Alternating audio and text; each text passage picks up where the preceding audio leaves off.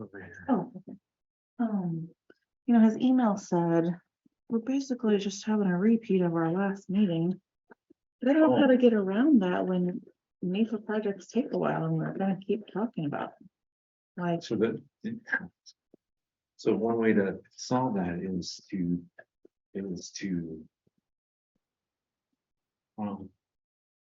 reduce the number of meetings. I feel like the SMAC is like twice a year anymore, yeah, but which I think is about right. But Southeast Oregon RACs meet quarterly. They're killing me. mhm. Meeting birds 2 times in a row. Did you see that? Mhm. I can't remember that. March and June. So, is Lisa on that? I thought she's there meeting in Bend. Top Turner. I think Lisa's the boss of that now, right? Lisa. Well, maybe I thought she's, of course, I had to read her documents really close, which is different than yours. Yeah. Because there's typos and stuff that's not right. So Yeah. Because I was just talking to her about it this morning. She was on. we were trying to meet do a joint meeting with John Day Snake. Okay, yeah. That would make sense if one of them's in Bend, not in Burns. Yeah. Let me see if I can. I don't know, they're both B words.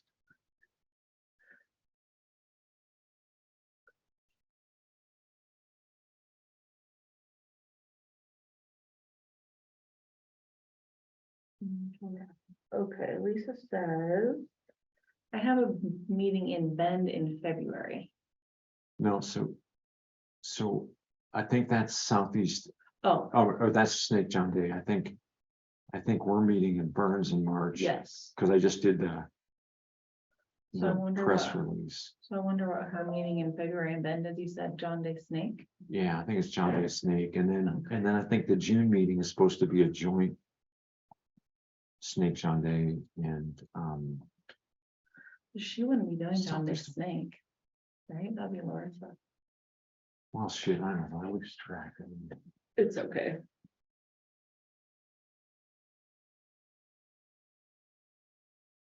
Oh, you're right. She wouldn't be doing John. You're right. She wouldn't be doing John Day. I just asked her what's her favorite meeting. Also, she's never done a rec meeting in person. So this will be fun.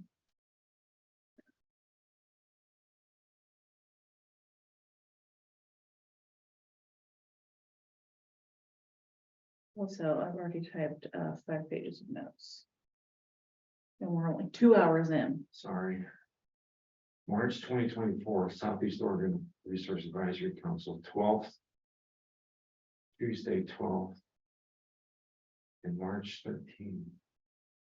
So yeah, her February meeting is something to do with the mentor match program. Nothing to do with BRAC. God, we're still doing that. Oh, yeah.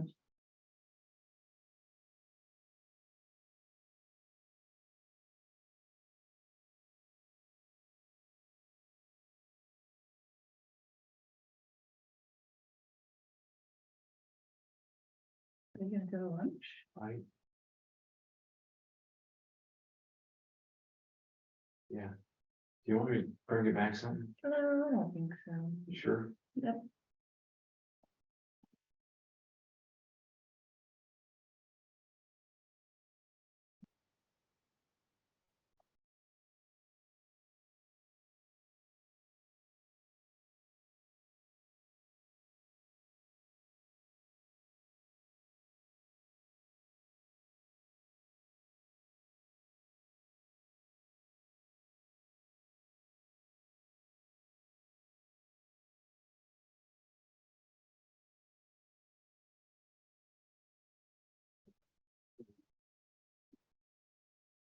Did you hear that Brian baptized Dory Mormon? I did not know that. Are you kidding me? Is Brian a guy? I kind of thought he was. A guy? A Mormon? Well, bishop. I don't know if he's a bishop, but How do you you, be a bishop to baptize people? was it full immersion or? I can better believe it, the full deal. You shouldn't. I know, it's freaking weird. Dory's kind of finding new life. She's cracking me up with the weight loss and the exercise and It's freaking bizarre. Well- literally a 180, and I hope it lasts. I hope it's her thing. I hope it is what she needed for sure. But oh my God, I know, because she was the biggest anti-Christ, cuss and swear and drinking person ever. I'm like, you you know, I realize? have to tell you, I've heard her swear for a long time. I know. You know, I think of Penny Peasley in these situations, Yeah. because they, you know, they went in hard. Oh, yeah, I mean, hard, and they went right on out. Yeah, so it's, because it's not easy, right? It's like full contact religion. I just don't know, and I hope it lasts for her, for Dory, because she needs something. But it's weird because, you know, she says, you know, they're the first people that really helped me, and feel comfortable and safe, and I'm like, oh, so many of us did so much for her. And it just wasn't her time, it wasn't then, and this fell in, and it's the right thing. I just hope it's really God, good. people are weird. But also, can you even? I can't, you know, spend a whole Sunday there and I just can't. And she goes everywhere with Melinda and Brian and awesome. But okay. Well, I hope it's great. I mean, Brian is weird, but he's okay. Yeah, for sure. But I know. This is like blew me away. wow, So, I mean, that's exciting. well, good for her.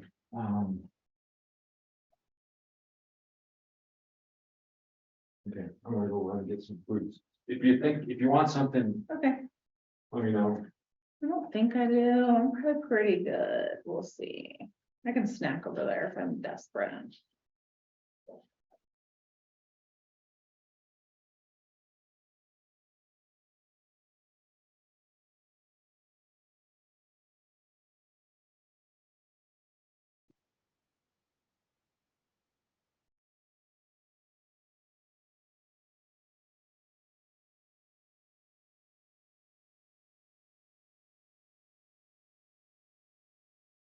Don't use reservations or anything, so you can just walk on in there. And take up the table space in there, open from 5 to 10 tonight for dinner and full bar and all the things, so. Have a great time in there. This is new to our meetings. This is gonna help me facilitate if we're getting a little sidetracked. This is the signal for land the plane, which means wrap it up. So if you casually see me over here just flashing my jet, you'll know that's your cue to wrap it up. Looking at you and me. Wrap it up. Is that a 737 I'm max looking line? at Jake, actually. So there's a couple new handouts on the table. One of those is NEPA Basics. That's gonna be our second session. Hey, Rand. And the other one is this really great detailed version of the BLM grazing regulations for your reference. I didn't get that. They're back there on the table. I didn't hand those out. For those of you on Zoom, we'll get these into the Google Drive a little bit later. I'll share the screen for the NEPA presentation. But for the grazing regs, you could also probably Google that if that's something you're interested in looking at. We're just going to refer to it a little bit here and there. All right. So our topic of discussion for right now is the basics of grazing management. Jamie McCormick, our district range specialist, is going to lead that discussion.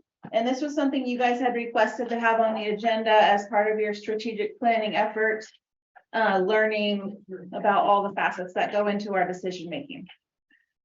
So I will hand it over to Jamie. Okay, so for the owl, am I better here or actually? You're fine right there. The Okay. owl will find you wherever you are. I believe that. So I see that's the not eyes. weird at all. So. All right, so I'm gonna be talking about grazing management, and a big focus of what I'm gonna discuss is the grazing regulations, which there's a full copy of the operative grazing regulations on the back table. So I'll be referring to those quite a bit.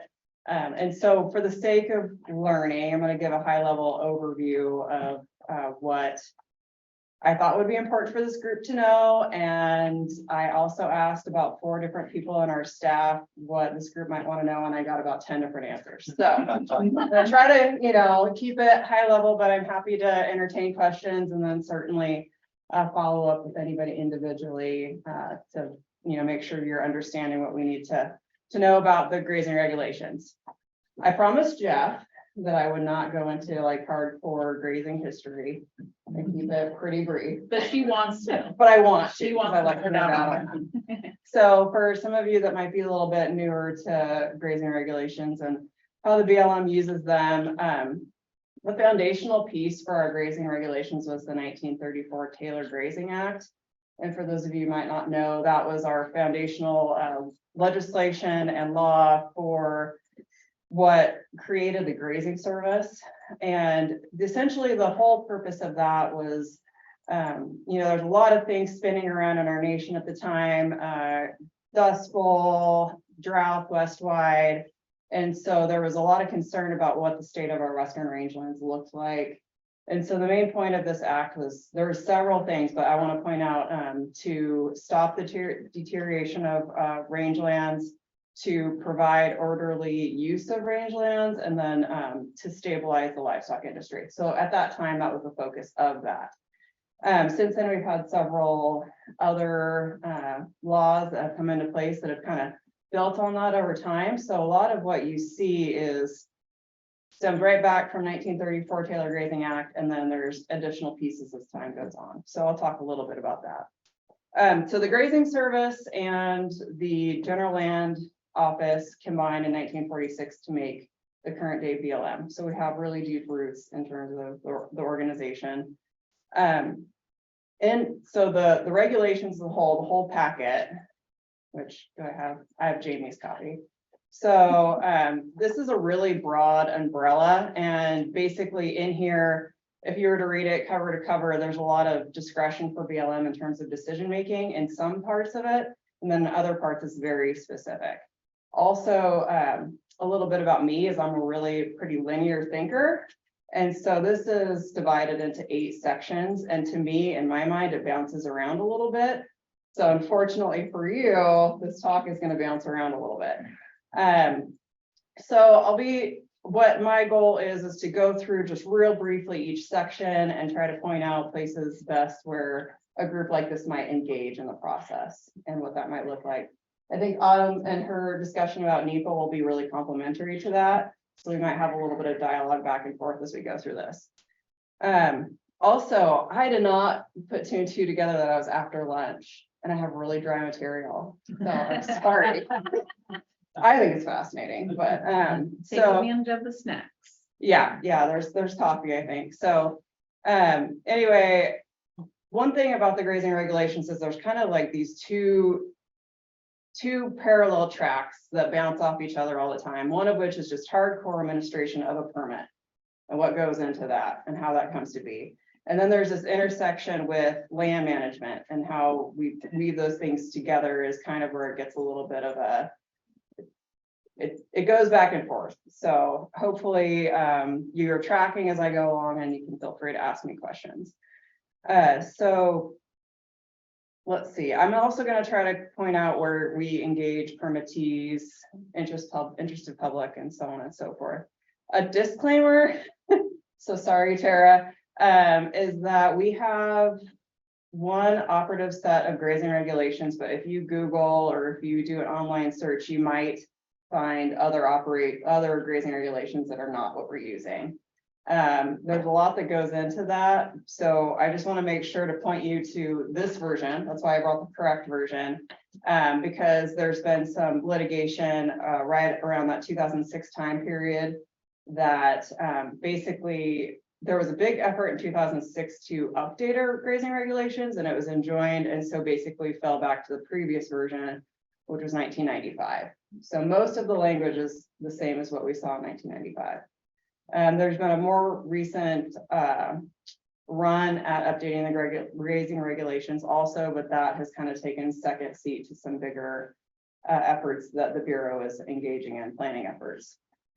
So Yeah, so my disclaimer, this is the version. So, you'll see that there's, in the 8 sections, there's an introduction and it talks about what they're founded on. Of course, I already mentioned the Taylor Grazing Act. There's the Federal Land Policy and Management Act, so FLTMA. That was the, focus from kind of production more to multiple use. That's a really brief way of putting it. And then yeah, and the Public Lands Range Improvement Act, PREA, was another thing that has updated these regulations. So the regulations interpret the law, and then another thing that I'm not going to get into too much today is that we have a lot of bureau level specific guidance on how to interpret these, and that comes in a couple of different forms: internal instructional memorandums, handbooks, manuals, those kinds of things. So I'm not going to cover it all today. So if you have any specific questions, I'm happy to follow up.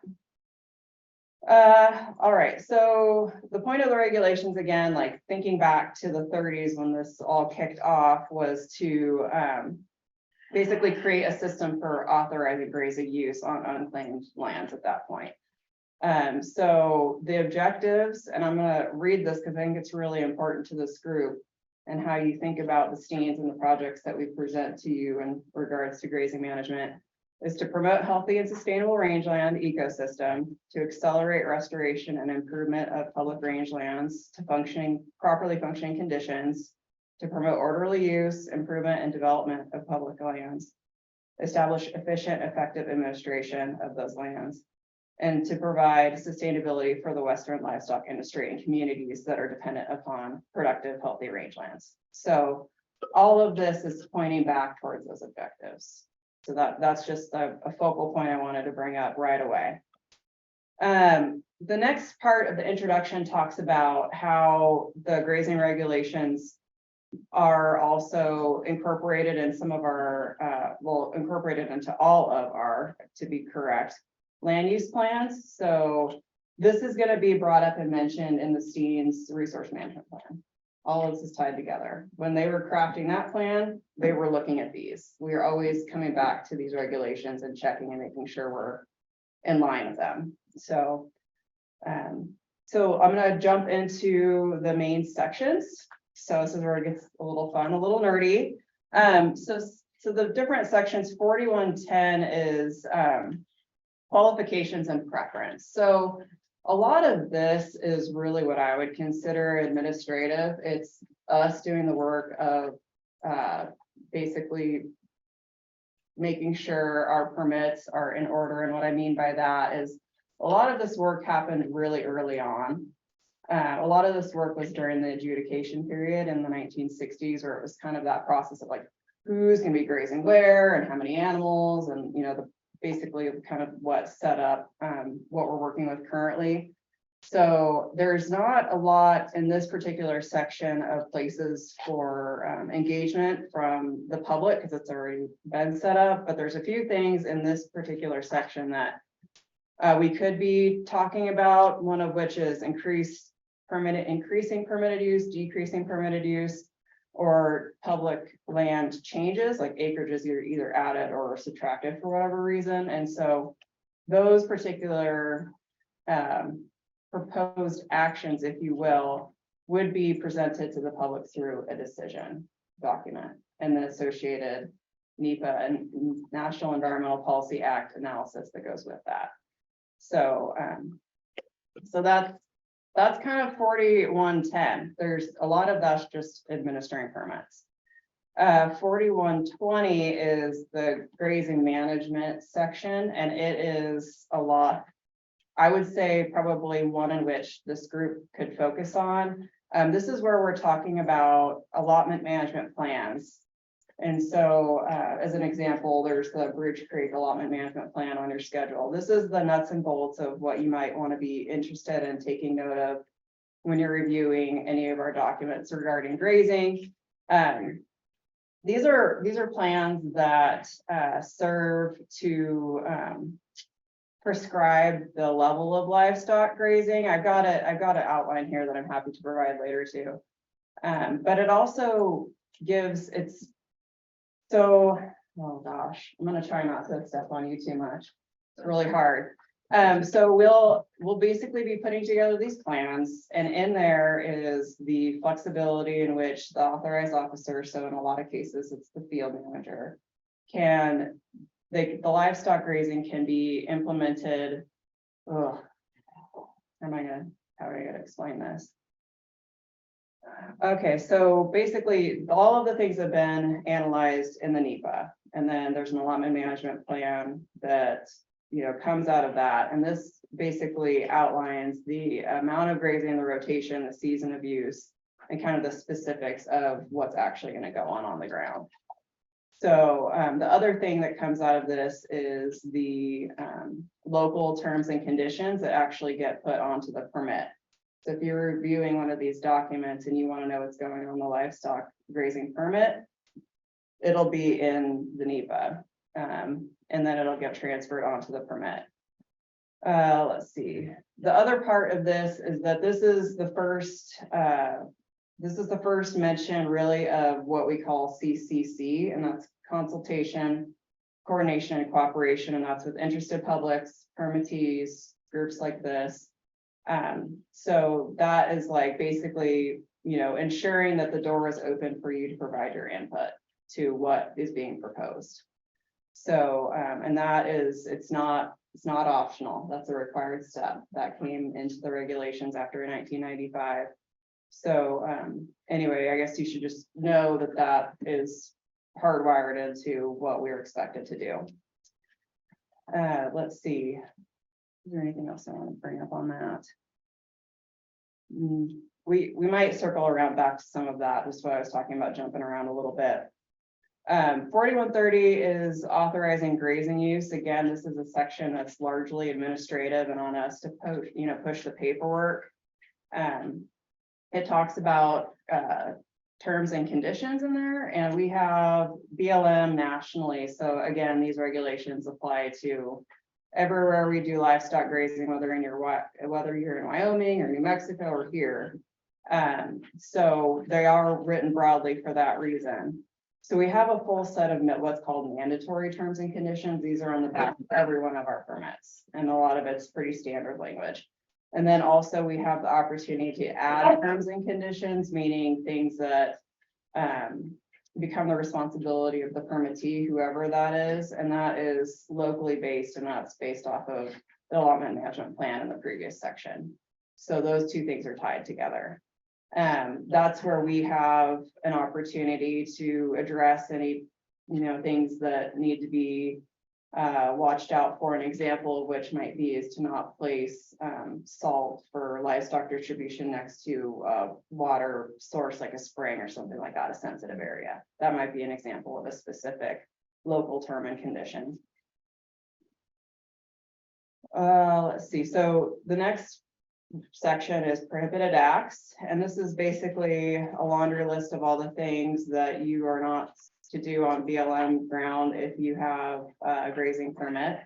I'm not going to spend a lot of time on that, but it is there if it's a curiosity of yours. Let's see.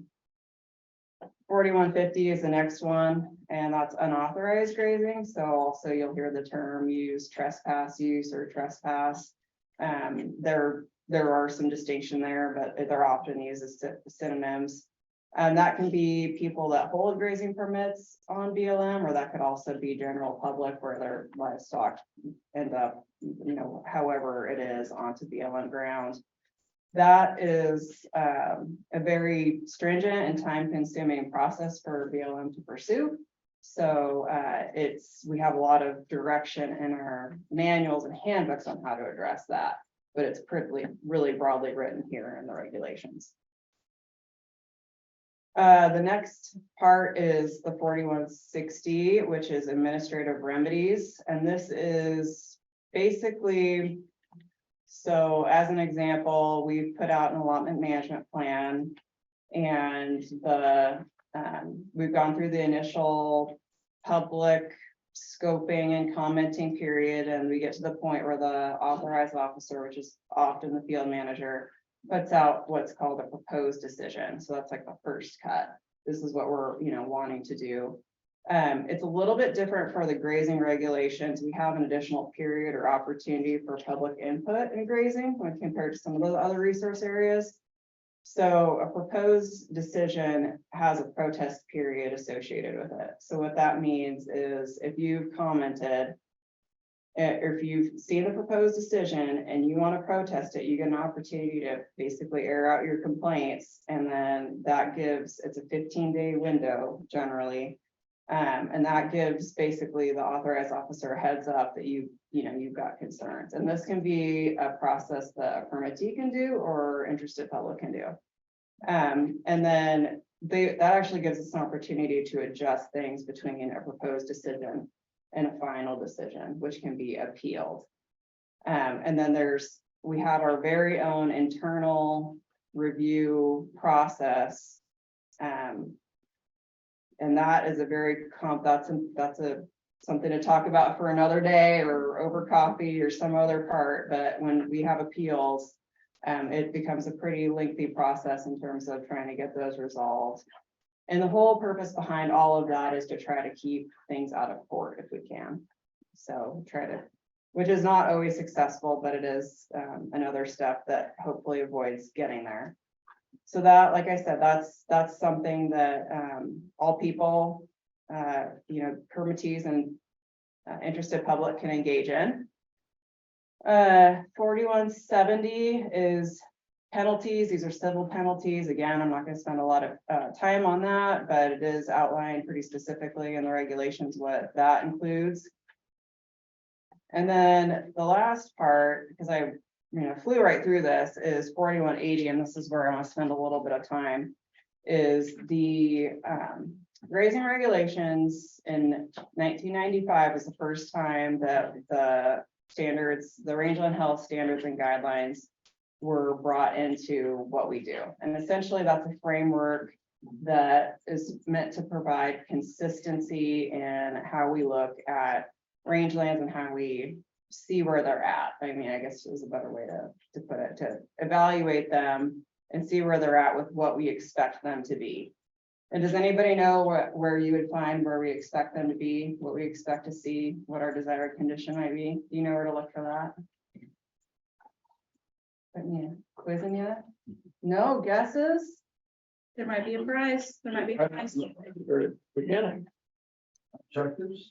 Part of that's the objectives, but part of that's going to be specifically in your Steens Mountain Resource Management Plan. That's where we talk about what we want to see out there. So the standards and guidelines were adopted in 1995, you say? So yes and no. So like I mean, that's kind of late, isn't it? oh, I'm not even going there. So Yeah. it's a long, slow grind. Yeah, You I know. guess so. Like 100 years.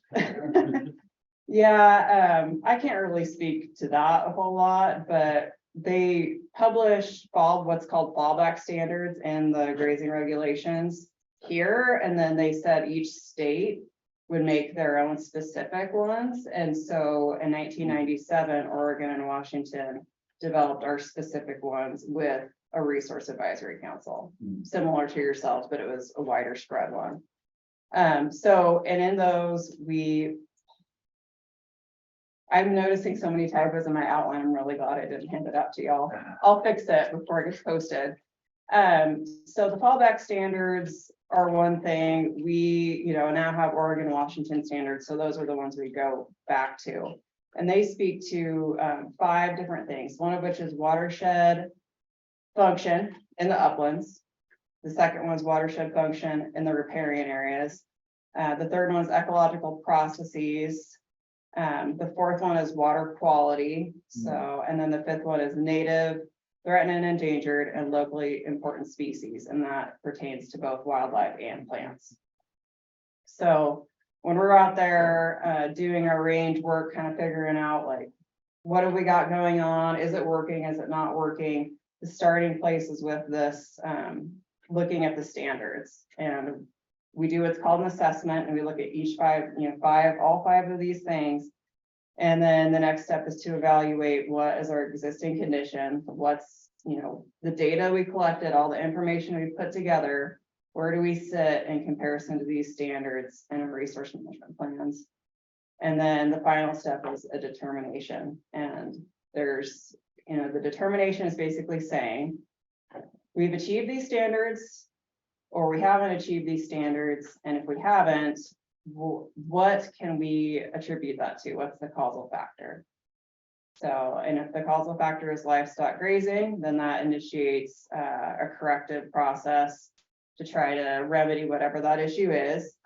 But oftentimes our causal factor might be something else, like going to western juniper encroachment. Is that causing, problems with our understory vegetation, or is it putting us at potential for soil erosion, that kind of thing?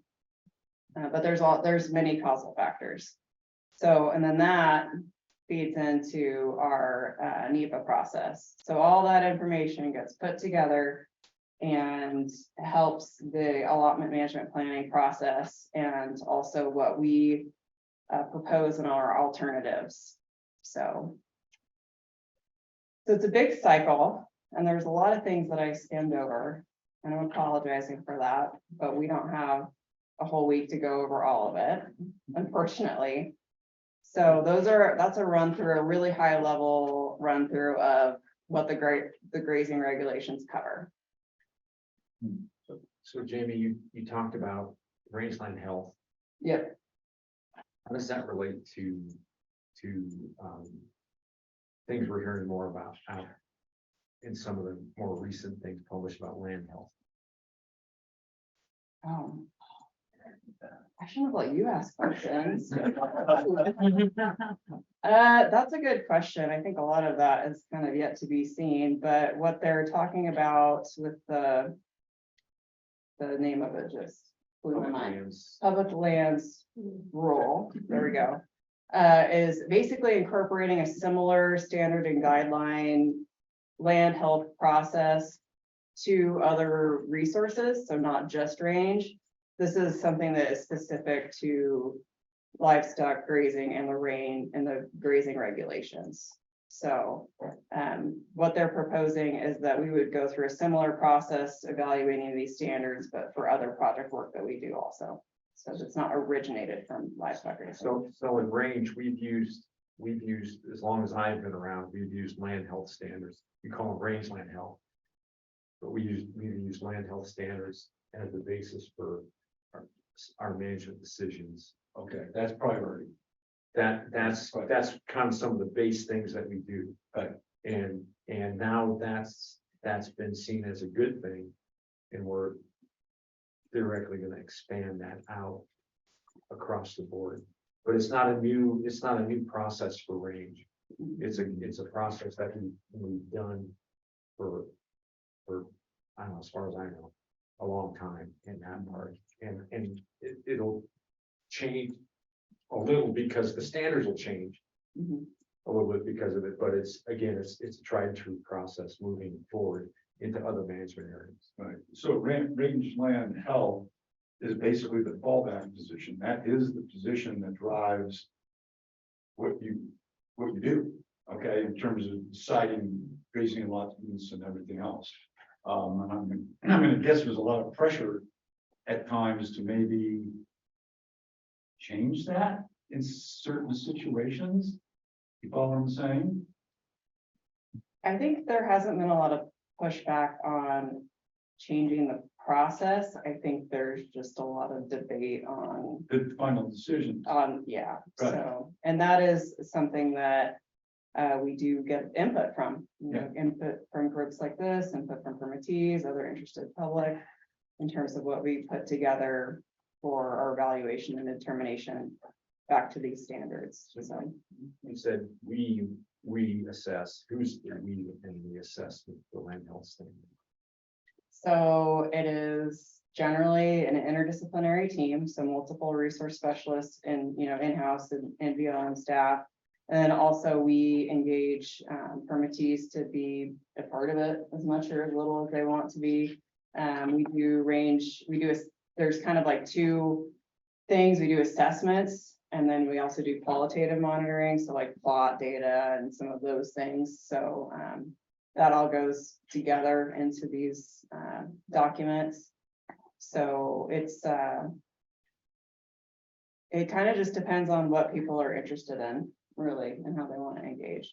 So, do they want to go out in the field with us? Do they just want to review what we put together? I mean, both things happen, so. Yeah, New to the council. I'm probably gonna be saying that. No, that's good. In the next couple months. What's kind of the big picture with grazing on Steens? I don't know much about grazing, first of all. But are there many permittees who are doing grazing? And we're talking about cattle, we're talking about sheep. okay. And also, is this ranchers who bring their livestock up to the mountain and they eat the natural vegetation for months and then they bring it back to the ranch? I just don't know how this Yeah. works. I'm just Okay. curious, the big picture. No, that's perfect, because it actually really goes right into a kind of a go back I had in mind. So, in general, the number escapes me right now, but we do have multiple permittees that bring their livestock to the mountain. Everything is cattle except for one fence, what's called fenced federal range allotment, which what that means is that it's one area with very little public land in it. There's one sheep operator in that. The bulk of that's on private land. So the little piece of BLM that exists in that is not really all that usable anyway, so it just exists in there, but it's kind of a non-player. So, and their grazing season of use, so the dates that they're on and they're off can vary widely. However, I would say with the mountain, it's constricted because of the topography. Snow drives a lot. Snow drives not only when, the phenology of the grasses, but also just can you get there? And so a lot of the permittees will start in the lower elevations, and I want to say April timeframe, depending on the year, and then most of them are going home or off by October. So, yeah, and then we have certain allotments that have multiple permittees, grazing livestock within one allotment. We also have allotments where it's just one permittee, so there's an extra coordination piece there when you've got multiple operators in one allotment. Allotments are divided into pastures to create grazing rotations. And so that's part of the allotment management planning process, is to talk about those rotations, because we acknowledge that livestock grazing has different impacts to native vegetation depending on when you're grazing it. So like a good management practice is not to use the same pasture in the spring every year, because that's when grasses are the most sensitive to livestock grazing. After they've senesced, the grasses have senesced and have done their full life cycle. So we're thinking about not only what works for permittees operationally, but also the ecology of that, to make sure that we're either maintaining or improving rangeland condition. I'm assuming private landowners on Steens can graze to their heart's content. They don't need a permit, right? Private land is private land. So we're only talking about beyond that. Yes, we are. Yeah. And then like I was talking about the FFRs or the fenced federal range, that's kind of a combination of both. So we have them, but we don't put a lot of our resources into managing those FFRs because they're mostly private versus allotments that are mostly public as far as prioritizing our work. I'm just curious, in a very practical sense, if a grazing permit it's being found to not be conducive to the environment or something, what would that look like? It means that all the vegetation is going to be eaten, or it's going to be muddy, or you have, I don't know, cattle dog going in the water, or I'm trying to figure out how to frame that. So if there are places which just naturally aren't all that conducive to livestock grazing for whatever reason. Maybe there's not a lot of grass there. It's a Right. pile of rocks or whatever. That's kind of different. lake area grazing. Yeah, that's kind of a different thing. But if we have areas that livestock grazing is causing problems, then we're required to deal with those problems and try to, fix whatever that is. So that might be a whole suite of other management actions, like maybe it's as simple as trying a different season of use, putting livestock in there at a different time. Maybe it's using some kind of structural range improvement, a fence to distribute animals differently, or water to distribute animals differently. So we have a lot of tools in our toolbox It just is very site specific, so. Does that happen very often? Where there's, things that need to rearrange because the rating is not going according to how it should go. That's kind of qualitative. I would say like not super often, or it's a really little particular situation that we're able to deal with just during our every year operating meetings, like having that conversation with permittee. Hey, this didn't look great this year. Let's try this other thing that we can do. It's within our allotment management plan to try that. Chronic issues where, might lead to livestock being the causal factor for not achieving a standard is, I mean, my opinion, right? It's qualitative, but it's not super often. So a lot of those things can be resolved earlier. The large majority of the permittees, we have very little issue with in most years. There's chronic and acute things that go on.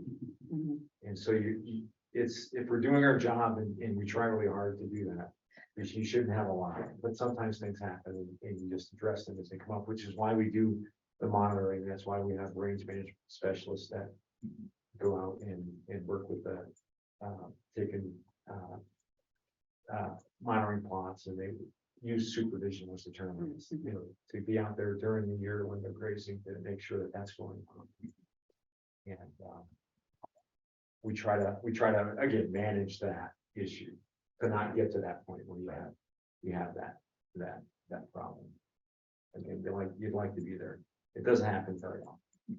It's like the 99% of the fires that stay in the unit, and you've got, kind of back to that whole idea. So, I mean, we certainly, have things that we need to get taken care of, so, and we do that. When you speak of range management specialists, is that the range con or is that? Yeah, so that, Same thing. yeah, I try to use, Mike, I try to use the terms that are the most current most of the time. There's things that just slap back. They used to be called range conservationists, and now they're changed to range management specialists. That's their title. I like to try to use it. So, but I call them range conservationists. It's not a derogatory term or anything. It's just It was conservationist, and then it just is easier to say. it's not because they're not doing conservation. I just want to point that out.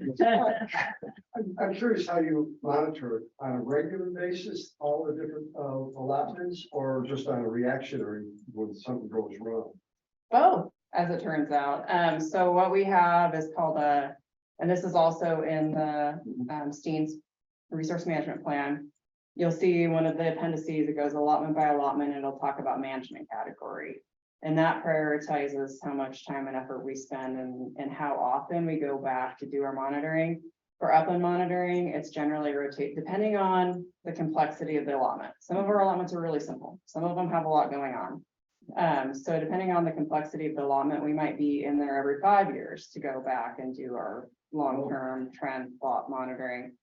For the ones that are less complex, we might only get back to those every 10 years. And then also we have a district-wide monitoring program that's kind of, I mean, we use the data for range management, but it's also kind of ongoing on its own separate time trajectory track, ongoing. And then also we do assessments generally when we get ready to engage in the range health assessment and evaluation phase, which leads up to our allotment management planning efforts. So we might say, okay, there's a term permit renewal coming up. We need to prioritize this allotment. We're going to go do those assessments and that monitoring. And then that gives us all the information, we need to talk about everything in the planning documents that Autumn's going to get into that. Are permits have a certain time frame standard for the allotment, or is everybody different, or is it like everybody gets a 5-year permit and then renew it? How does that work? Everybody gets a 10-year permit and then we renew it. There are some very special cases with that. But that's regarding if the base property's been transferred to somebody else. Yeah.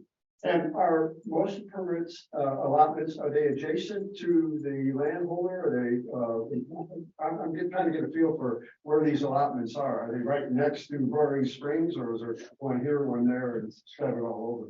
I would say a lot of them are out the gate, meaning right next to the Adjacent. headquarters or whatever, but, that's not, it's very common, and it's probably most often the case, but now there are, operators that are coming in from other areas and whatnot too, so there's no guarantee it's right next So door. a lot of those guys will have to hold them up and move them and roll them up. And Yeah, they might have operations in other places and they're, piecing it all together. So just as a curious factor, they have to have loading chutes and stuff like that, and who maintains those? Oh, man. Okay, so we have loading chutes and whatnot. A lot of them are just using jump chutes and stuff like that, all the stuff. There are corrals on public land. There are water developments and fences, of course, and that is, the responsibility is outlined on the permit Okay, as basically as an attachment, like these are the things you're responsible for. So because I've helped load them and said, oh, it's broken, BLM will fix it. maybe, maybe not. That's a site specific deal. So that's, so when you talk about terms and conditions. Yeah. That would be outlined in the terms and conditions of that permit in terms of who's responsible for that piece. For that. I've seen some good ones and I've seen some bad ones. You and me both, yeah. It's the gamut out there. What do you mean by headquarters? You said usually Oh. it's right out the gate by the headquarters. What Yeah. headquarters? So this is like just different vernacular. So a lot of ranches will have kind of like their base of operation where, maybe the bulk of the people live, the manager lives, et cetera, their barns, their stackyards, all of the things. So a lot of our beyond allotments are adjacent to those kinds of areas, but they also might have satellite corrals or other facilities around. Every operation is really different. Like Roaring Springs Ranch is. do Yeah. They raise up on Steens. They do, And I yeah, imagine That's probably pretty close to. it is close, yeah. So Jamie, can you talk maybe just real briefly of this history, so I know you like this, Oh, I love it. water-based versus land-based allotments? I Because feel like it has to do with. some underpinning additions to this. to I'm explain. there, so Jamie talked about the adjudication period. And then some of the earlier things. Up in the Northwest is the allotment assignments were based on headquarters. Private land proximity. Mhm. In the Southwest, it was based on more on water rights at the time, which meant you might not have somebody that's close to the base property may be farther away from where we're at, where that allotment or the permit was assigned.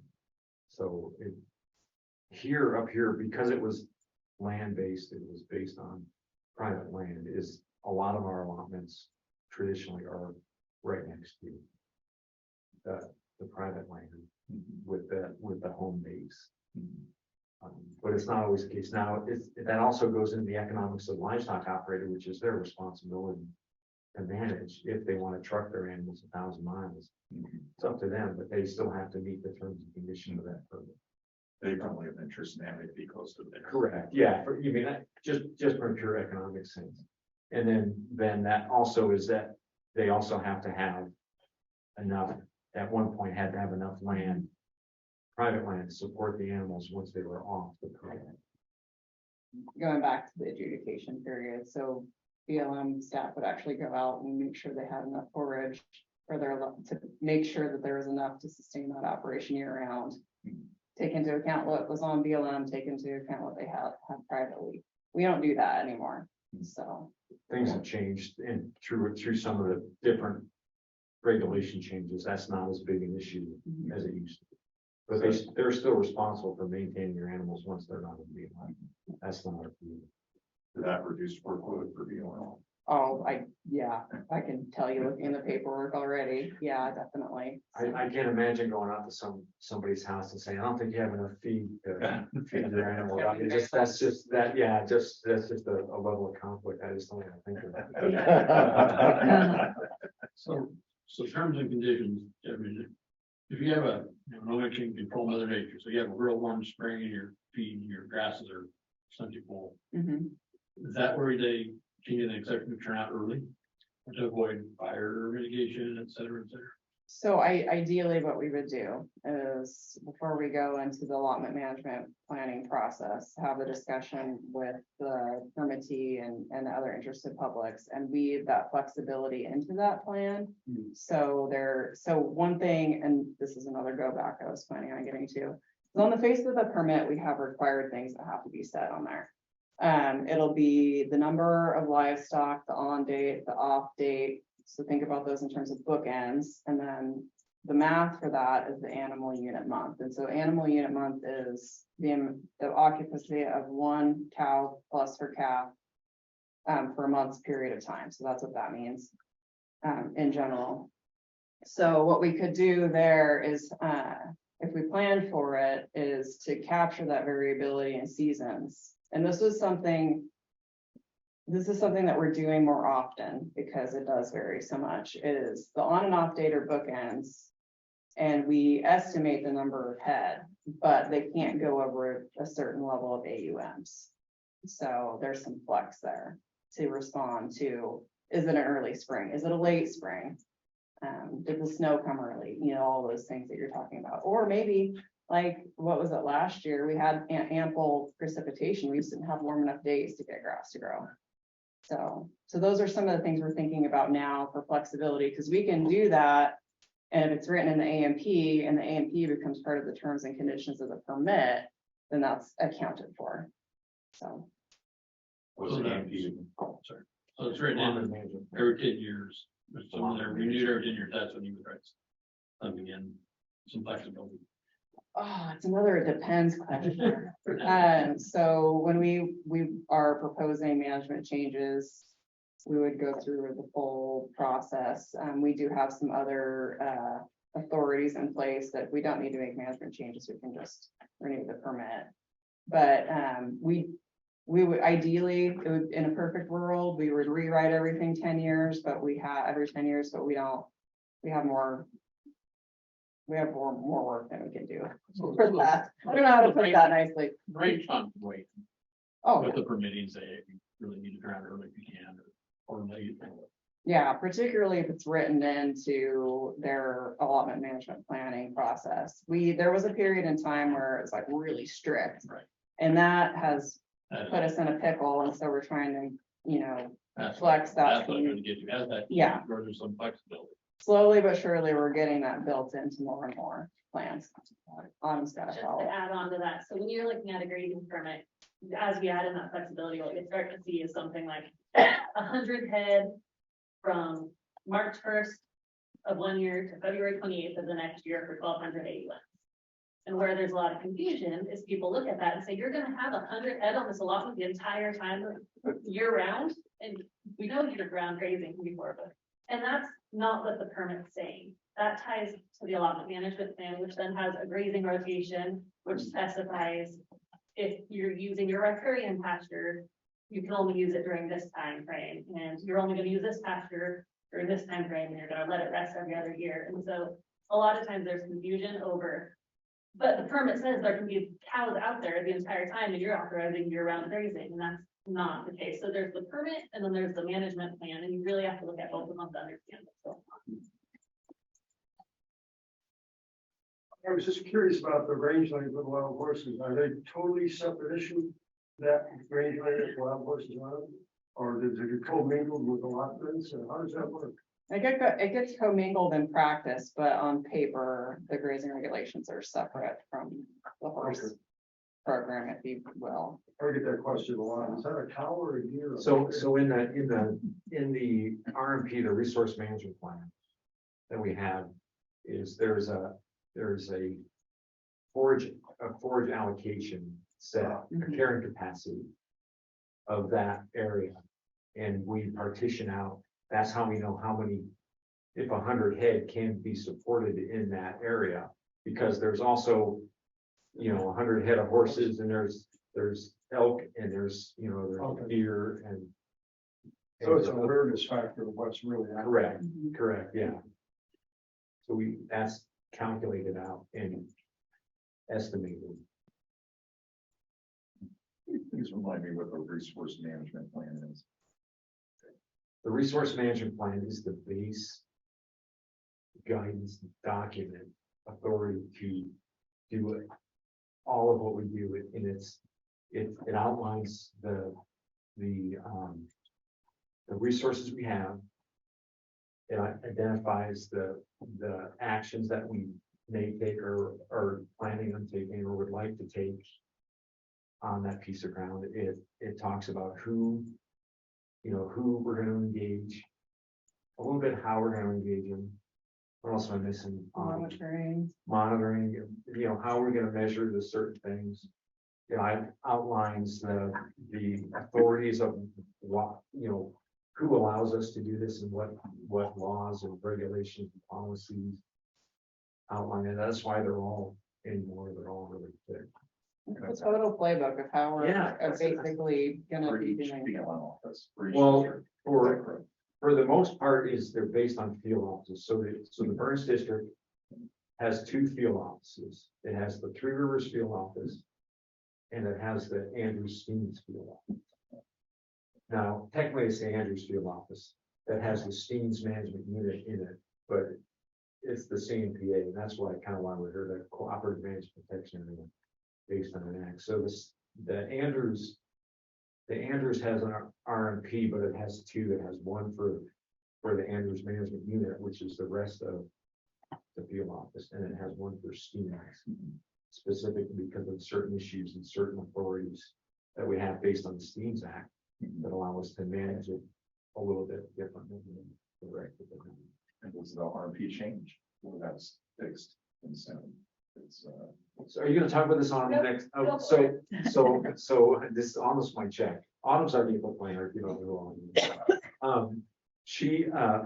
We will do a plan and then ideally it's 10, 20 years, good for that long. It's because it's very broad.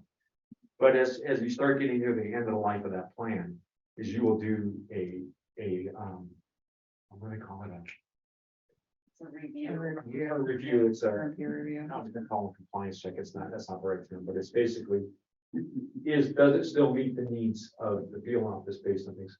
We just did one for the Three Rivers field office, because that plan was from 92. So we're reviewing that and we're getting ready to do it again. And it has to be scheduled. It is a big process. It's a environmental impact statement. It's a large scale environmental impact statement. And a lot of times when an office does one of those, that's really all that office will do for a year or 2, is that plan to set things up again.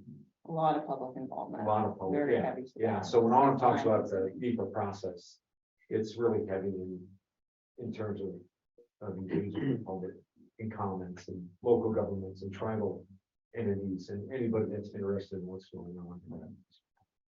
I think to add on to that is, so you have your RMP that's typically set for 10 or 20 years.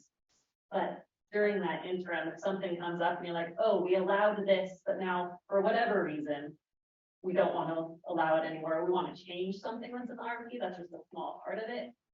You might see something called an RMP amendment, which is typically an EA, which is a smaller document than an EIS. I'll talk more about that later, but so there's methods to adjust as appropriate based on resources.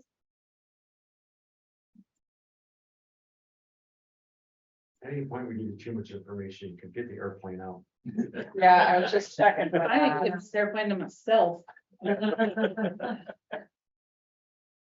There are a lot of rabbit trails and details we certainly could go into, so I'm happy to follow up with anybody on specific scenario questions and. So I guess just one of my goals to have Jamie come and do this, and I'm glad Autumn's here too, is to show that the BLM sometimes has really schizophrenic direction. We're trying to balance between being a land management agency and a regulatory agency. And range is often where that comes crashing together. Because we're working with permittees a lot of times trying to be partners to manage land to achieve objectives that we've set out. But then we have this regulatory function that's hanging out there with them. it can make it kind of a confusing relationship with folks, and it's not that it's bad, it's just that we have to be really aware of what we're doing and clear about what's gonna happen. And it's like a lot of stuff that happens, and Jamie said it a number of times, say it depends. Each one is based on each permittee's requirements for their operation, plus what the requirements are for them, for that area that we work on these plans to outline in the field. And there's certain things that are negotiable and there's certain things that aren't. And it's not always a bright line. Well, there's even potential for conflict in your objectives in the very first paragraph. You bet. Yeah, Welcome to our world. yeah. So I jumped right out of there and read that thing. It's full of smoke. How has that happened over the years? Just from a PR perspective, has it gotten easier to work with landowners or worse, or does it depend on who's in the White House, or do you? Oh, man. So I'll Butch, we're a long way from the heart, right? Which I really like that. But you manage for the long term. Yeah. So that's the goal, and that's why a 10-year permit's really good. And most of these landowners have been landowners for a long time. Some we have a whole range of folks, right? We have across it. I'm sorry, I don't know what the number on the Steens is. I would only be guessing, but we have 164 permits across the whole district. And some permittees have multiple permits, some permittees have part of one permit. And we have common allotments. We call them common allotments where the permittees mix their cows. And we have common allotments where the permittees have different pastures that they graze in, but the cows never come together. And so we're managing this complexity of it. And I talk about when we do this management, a lot of time the management's like is a stool, three-legged stool. It's the biology, the sociology, and the economics of the situation. And we're trying to balance all of those with the partners and everybody involved to not have a stool that you can't sit on.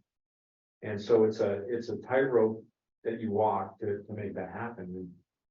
And I have really talented staff that help us out. Wow. So that's why the regs, and that's why it was dry, and I understand it, and it's here to read through, but it's before we can talk about anything else, we kind of have to set this. Here's the sandbox that we play in. And it's sometimes we need help. Can I add on to that a little bit? You asked, is it easier to work with people now than it used to be? And I think you could go to every office within the BLM and people would give you different answers. But one of the things we found in our office, and I'm speaking more to the former range com than the new person, but it's a lot about relationships. Yeah. So we take time in our office and we go out and we have in-person permittee meetings. We talk to them on the phone. We go out to their place. They come into the office. Our range rangeland management specialists, they talk to their permittees multiple times a year and stay engaged. There are some other offices, for whatever reasons, that maybe just send a letter in the mail. Permittee sends it back in and they don't build that relationship. They're following the guidelines, but there's not a relationship. So from my experience in other offices, what I found is where you can take the time to actually talk and get to know each other and see each other in person and understand everybody's kind of goals and desires of why we have to work a certain way. It's a lot easier to work with people. But I think relationships is something that doesn't get mentioned a lot. That is actually very important. Sure. So it sounds like there's not a formal appeals process. There is a Oh, formal yeah. appeals. Oh, yeah. Absolutely. So the range has you're gonna cover that I'll one. talk about appeals a little bit. Yeah, so there's in the range, there's a couple of extra, and also you're gonna talk about IBLA and A little bit. Yeah. okay. So Well, yes, I we the very only much reason do. I ask, and maybe this is totally outside of what SMAC's all about. As a interested party, but neutral party, okay, could SMAC play a role in that appeals process to some extent if it really got sticky? Oh, And, you know, I'm just throwing that out because it could be one more component to that appeals process. If it got really, really tough, that, we're supposed to know everything there is to know about, you know, the Steens, and we're up to speed, and we come from a diverse group. We're looking at it as objectively as possible. Which I would say that it has more to do before you get to that point. I think SMAC is way more effective before that point. Once you're in that spot, there's a process and you gotta honor the process, and you're kind of required to follow certain things and do certain things, but hopefully we, with you all, is we shortstop that a little bit. And sometimes you can, and that's fine. It's the process, and it's a good process. Yeah, during the scoping and comment period is the best time to weigh in. Yeah, I would imagine we can provide an opinion on what the best alternative is from our perspective. Yeah. That would be where we, not so much after.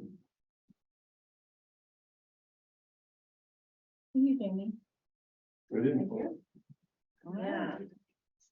Thank you. It always takes that long. So grazing, pretty complex. And Something Jamie. much easier next. Jamie- Well, you know, it's just so simple. So the point of having the grazing conversation actually came out of your guys' discussion, Yeah. and it was something you specifically asked for that kind of fit into the Bridge Creek EIS discussion.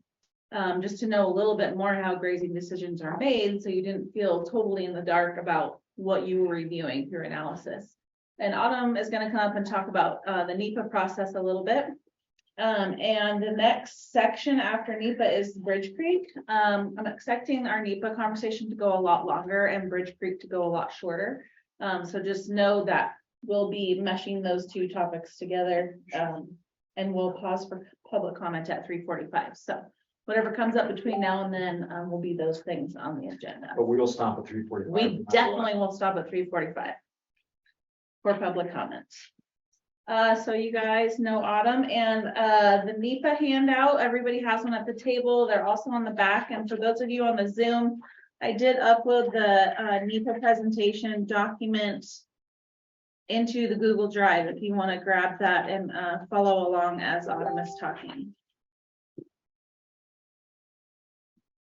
So I don't know if everybody does actually know me. My name's Autumn Jackson. I'm the Planning and Environmental Coordinator in Burns. Prior to that, I was an Assistant Field Manager for the Andrews Resource Area. And prior to that, I was a Rangeland Management Specialist. So I've been in Burns since 2006, I think. So NEPA, it's probably more dry than the grazing stuff.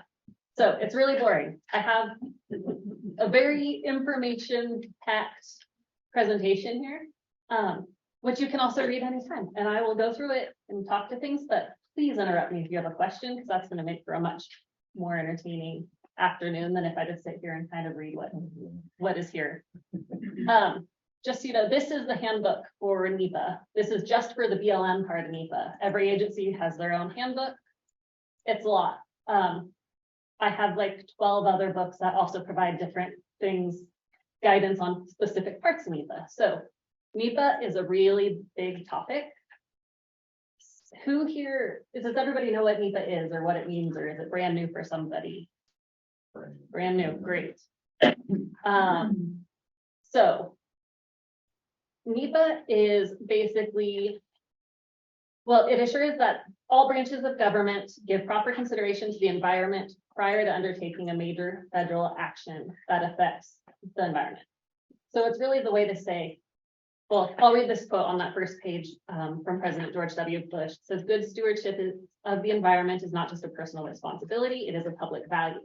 Our duty is to use the land well and sometimes not use it at all. This is our calling as stewards of the earth. So in our area, we don't really have a lot of oil and gas. Obviously, BLM has multiple uses. Sometimes you are using and very significantly impacting a resource to provide what the public needs. In our area, what we really try to do is balance the ecology of the site, the natural resources, the conditions, and provide all of the different users what they need. And a lot of that's based on sustainability. even grazing utilizes forage. But we want that forage to be there the next year and the next year and the next year. And Jamie didn't mention it, but in the history of grazing on the Steens, we have pictures where it looks worse than this carpet. No vegetation, no shrubs, no grass. 1902, not recently. Yeah, 1902. And so we've come a long way to really try to manage that and get that sustainability back. And NEPA is just making sure that you fully understand what the action you want to take will do to the environment, both directly and indirectly, and also cumulatively. So how does that mesh with other things that have already occurred? So that's kind of the gist of it. The NEPA Act was passed in 1970. And so it's been around for a little bit. And part of that is, so you have the NEPA Act, which directs you to consider all the impacts on the environment. They also established the Council of Environmental Quality, which then kind of tells us how to take the NEPA Act. Then we have CEQ, which is that council, tells us how to implement the NEPA Act, and then the agencies each decide how they're going to implement it, and it kind of trickles down and leads to a really long, sometimes confusing chain of policy. So I'm not going to go into a lot of things. I am going to go into a lot of things, but believe it or not, it's not really a lot of things. What the government says. I know. One of the main things that the Council on Environmental Quality has done recently that you might hear of is their first regulations were in 1979, but they've been updated in 2022, well, 2020, 2022, and 2023. And most recently, there have been established page limits and timelines. And in the past, the CEQ regs said, hey, an environmental assessment should be 10 to 15 pages. That has not happened ever that I've seen. I have seen copies of them. They're like from the early 70s and they're like 4 pages, but it doesn't really happen that way. Sorry, I need to get my water. Generally, where there's longer. Generally, they're much longer. And to try to cap that, the CEQ regs have added page limits for EAs of 75 pages, not including references and appendixes. And EISs are supposed to be 150, with complex ones being 300 pages, but there's some exceptions to that. And then EISs should be completed within 2 years, and EA should be completed within 1 year. There's kind of exceptions, but it's gotten a lot more stringent on that recently. And those are still things we're learning how to really implement. So the NEPA process. You can see in your handout, there's a black, very simple NEPA process. The basics of it at the very bottom level is you need to identify the purpose and need, which is basically what you want to do. That's not what you want to do, why you need to do something, what the need is, and what you're trying to do. Are you trying to protect something? Do you need to do it because there's resource damage occurring? It's really kind of identifying of the problem. And then you go into scoping, that you identify issues that are impacted, you develop alternatives, you consider all the data, you analyze, you describe, you make a decision. So it's simple, right? That's so simple. On the next page, and you'll see the next diagram often, and you can try to read it, but Tara has, it'll be uploaded to your file. So if you really want to delve into this, you can read it more later. But this other diagram kind of breaks the NEPA process into the 3 main documents. So we have categorical exclusions, environmental assessments, and EISs. And on the far right of that diagram is the EIS. So Jeff already mentioned it a little bit. The EIS process is a lot longer. Even on this simple one, you can see it has at least twice as many steps as an environmental assessment.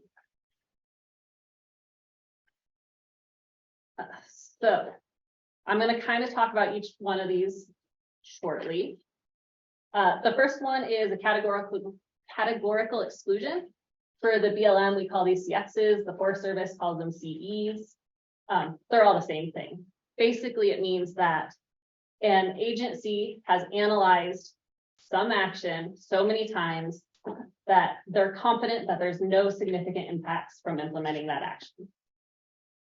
So because of that, a CX can be completed, and it's a simple form where basically you outline what you want to do. You go through a checklist of extraordinary circumstances, which is basically just to double check that, yes, this project I want to do is consistent with what the CX says it should do. And we don't think there's going to be any extraordinary circumstances that are going to apply. And some of those extraordinary circumstances are things like, would this have a significant impact on public safety or health? Is it highly controversial? Is there an unknown risk? Is it unique? And so we kind of go through this checklist. These documents are usually anywhere from 2 to 10 pages, which is actually pretty short in the scheme of things. So those are the easiest things. At the very top, we have our issue. We want to know, is there going to be significant impacts or not? For CX, you say no, there's not going to be significant impacts. And so what you do at that point is you go and you look through what CXs we can use. So there's different levels of CX authority. The Department of the Interior has a list of categorical exclusions, and I'm not going to read them all. I put them in at one point and it was like 17 pages. But the main ones we use is you can use them for non-destructive data collection. There's usually a hazardous fuels reduction one. Post-fire rehab is one when we do have a fire year we use quite often. And then from DOI, the BLM, and actually every other agency has their own lists that they're allowed to use. So some of the BLM CXs we use are fish and wildlife management, installation of platforms or nest boxes, for range management, transferring a permit, some veg activities. For realty, renewal of right-of-ways can be something that's issued. Recreation, there's special recreation permit CXs that can be completed. And again, there's more emergency stabilization CXs that can be used for fire, but also in other instances where you might need to stabilize things. And then you also have statutory CXs. So as you can see, everything kind of just builds on itself. Relative to this group, the most important statutory CX is from Public Law 113-291. I don't remember what that one was called in 2015. It has a really long name, but basically it amended FLTMA and allowed us to issue grazing permits or renew grazing permits following certain terms and conditions. It lists very clearly in the act what requirements there are, but it allows us to renew a permit through a CX. Except the rider, but it's called a rider. Well, no, there's the rider and there's an actual Okay. permit renewal authority. And that's just for renewing grazing permits, or is that like, It can be issuing. okay, But under a very narrow, Yep.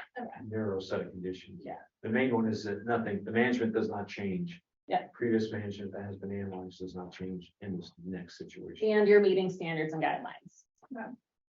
So for grazing, that is a key component.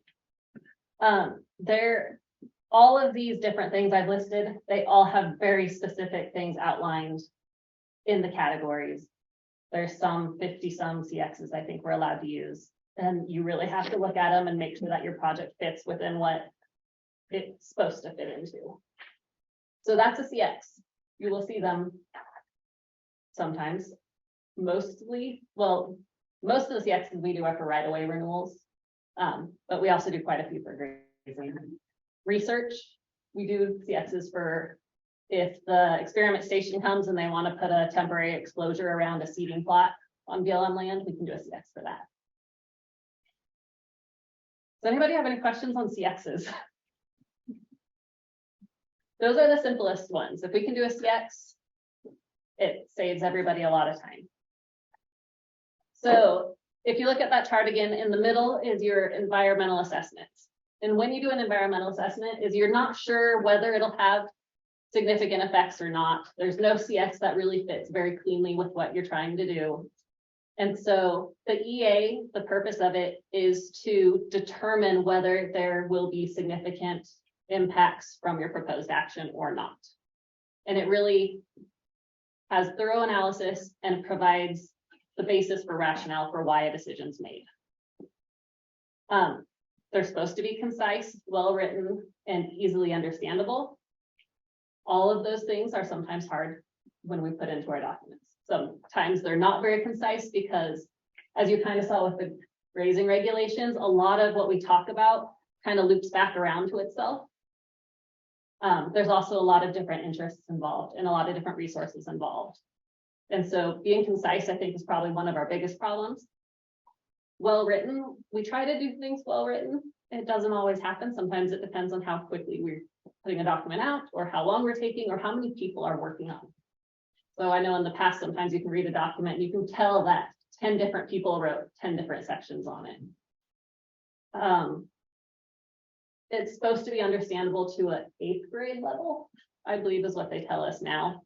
But we base a lot of our analysis on science. So sometimes that's also hard to explain different processes and how different resources are related to each other. So you will see a lot of citations and scientific references in our documents. The steps, there's a number of steps in an EA, but basically, again, you have your purpose and need, you have what are you trying to do, you identify issues, if you implement that, what different resources might be affected, how will they be affected, and then you can develop your alternatives. All EAs must include a no action alternative, which again makes sense. You think a no action means we're just not going to do anything.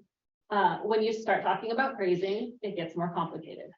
So in right-of-way, a no action or a right-of-way would be, no, we aren't going to issue a right-of-way. It's clear. In grazing, no action is the continuation of what's currently happening. So if grazing is currently authorized, then the no action alternative is continuing the grazing as it's currently authorized. So sometimes that can be a little bit tricky. And since we do a lot of grazing environmental assessments, it's an important little nuance. One of the requirements is also that you have a range of alternatives. So sometimes we're problem solvers as people. So sometimes we go into these documents and we're like, here's the problem, here's how I want to fix it. And it's easy to get kind of those blinders on. And so reasonable alternatives is a requirement of NEPA. And basically it says, have you considered all the other alternatives that would still solve your problem? And so EAs can have anywhere from a no action and one other alternative, depending on like a right of way, if it's we're going to issue this or we're not going to issue it. Or I think like 7 alternatives. It really depends on what the project is. One other thing with environmental assessments is sometimes you'll see what people call a programmatic environmental assessment. So this is when you have a specific action, but you know you're going to want to implement that action either multiple times or in multiple different areas or for multiple different projects like across the district. So sometimes you'll see programmatic EAs for, I think the one we have is weeds. So we have a programmatic EA for spraying weeds on the Burns district because we know if we find Canada thistle, we're going to want to treat it this way. And if we find Medusa head, we're going to want to treat it this way. And so that's a programmatic one that keeps it so we don't have to analyze every time we want to treat weeds. We just have to analyze it all in one document. Those are great. I wish we had more of them, but they also take a lot of time because you have to look at a much larger area. So you go through your EA, you develop your alternatives, you identify what issues might arise, what resources might be impacted. You analyze the effects of your actions, your proposed alternatives on all of those resources. And then at the end of that, you review the EA and you either say, yes, based on this analysis, we think there are significant impacts, in which case you would need to complete an environmental impact statement. Or you complete what's called a finding of no significant impact. So we call that a FONSI for short. Basically, the whole purpose of the EA is to determine if you're gonna have a significant impact or not. The FONSI says, nope, we found there's no significant impact. It is basically a document that summarizes what the impacts to resources will be and shows that there will not be a significant impact. You have to address both the context, so what areas it might impact. Is it a local impact? Is it a district impact? Is it a state impact? And then you also have to address the severity.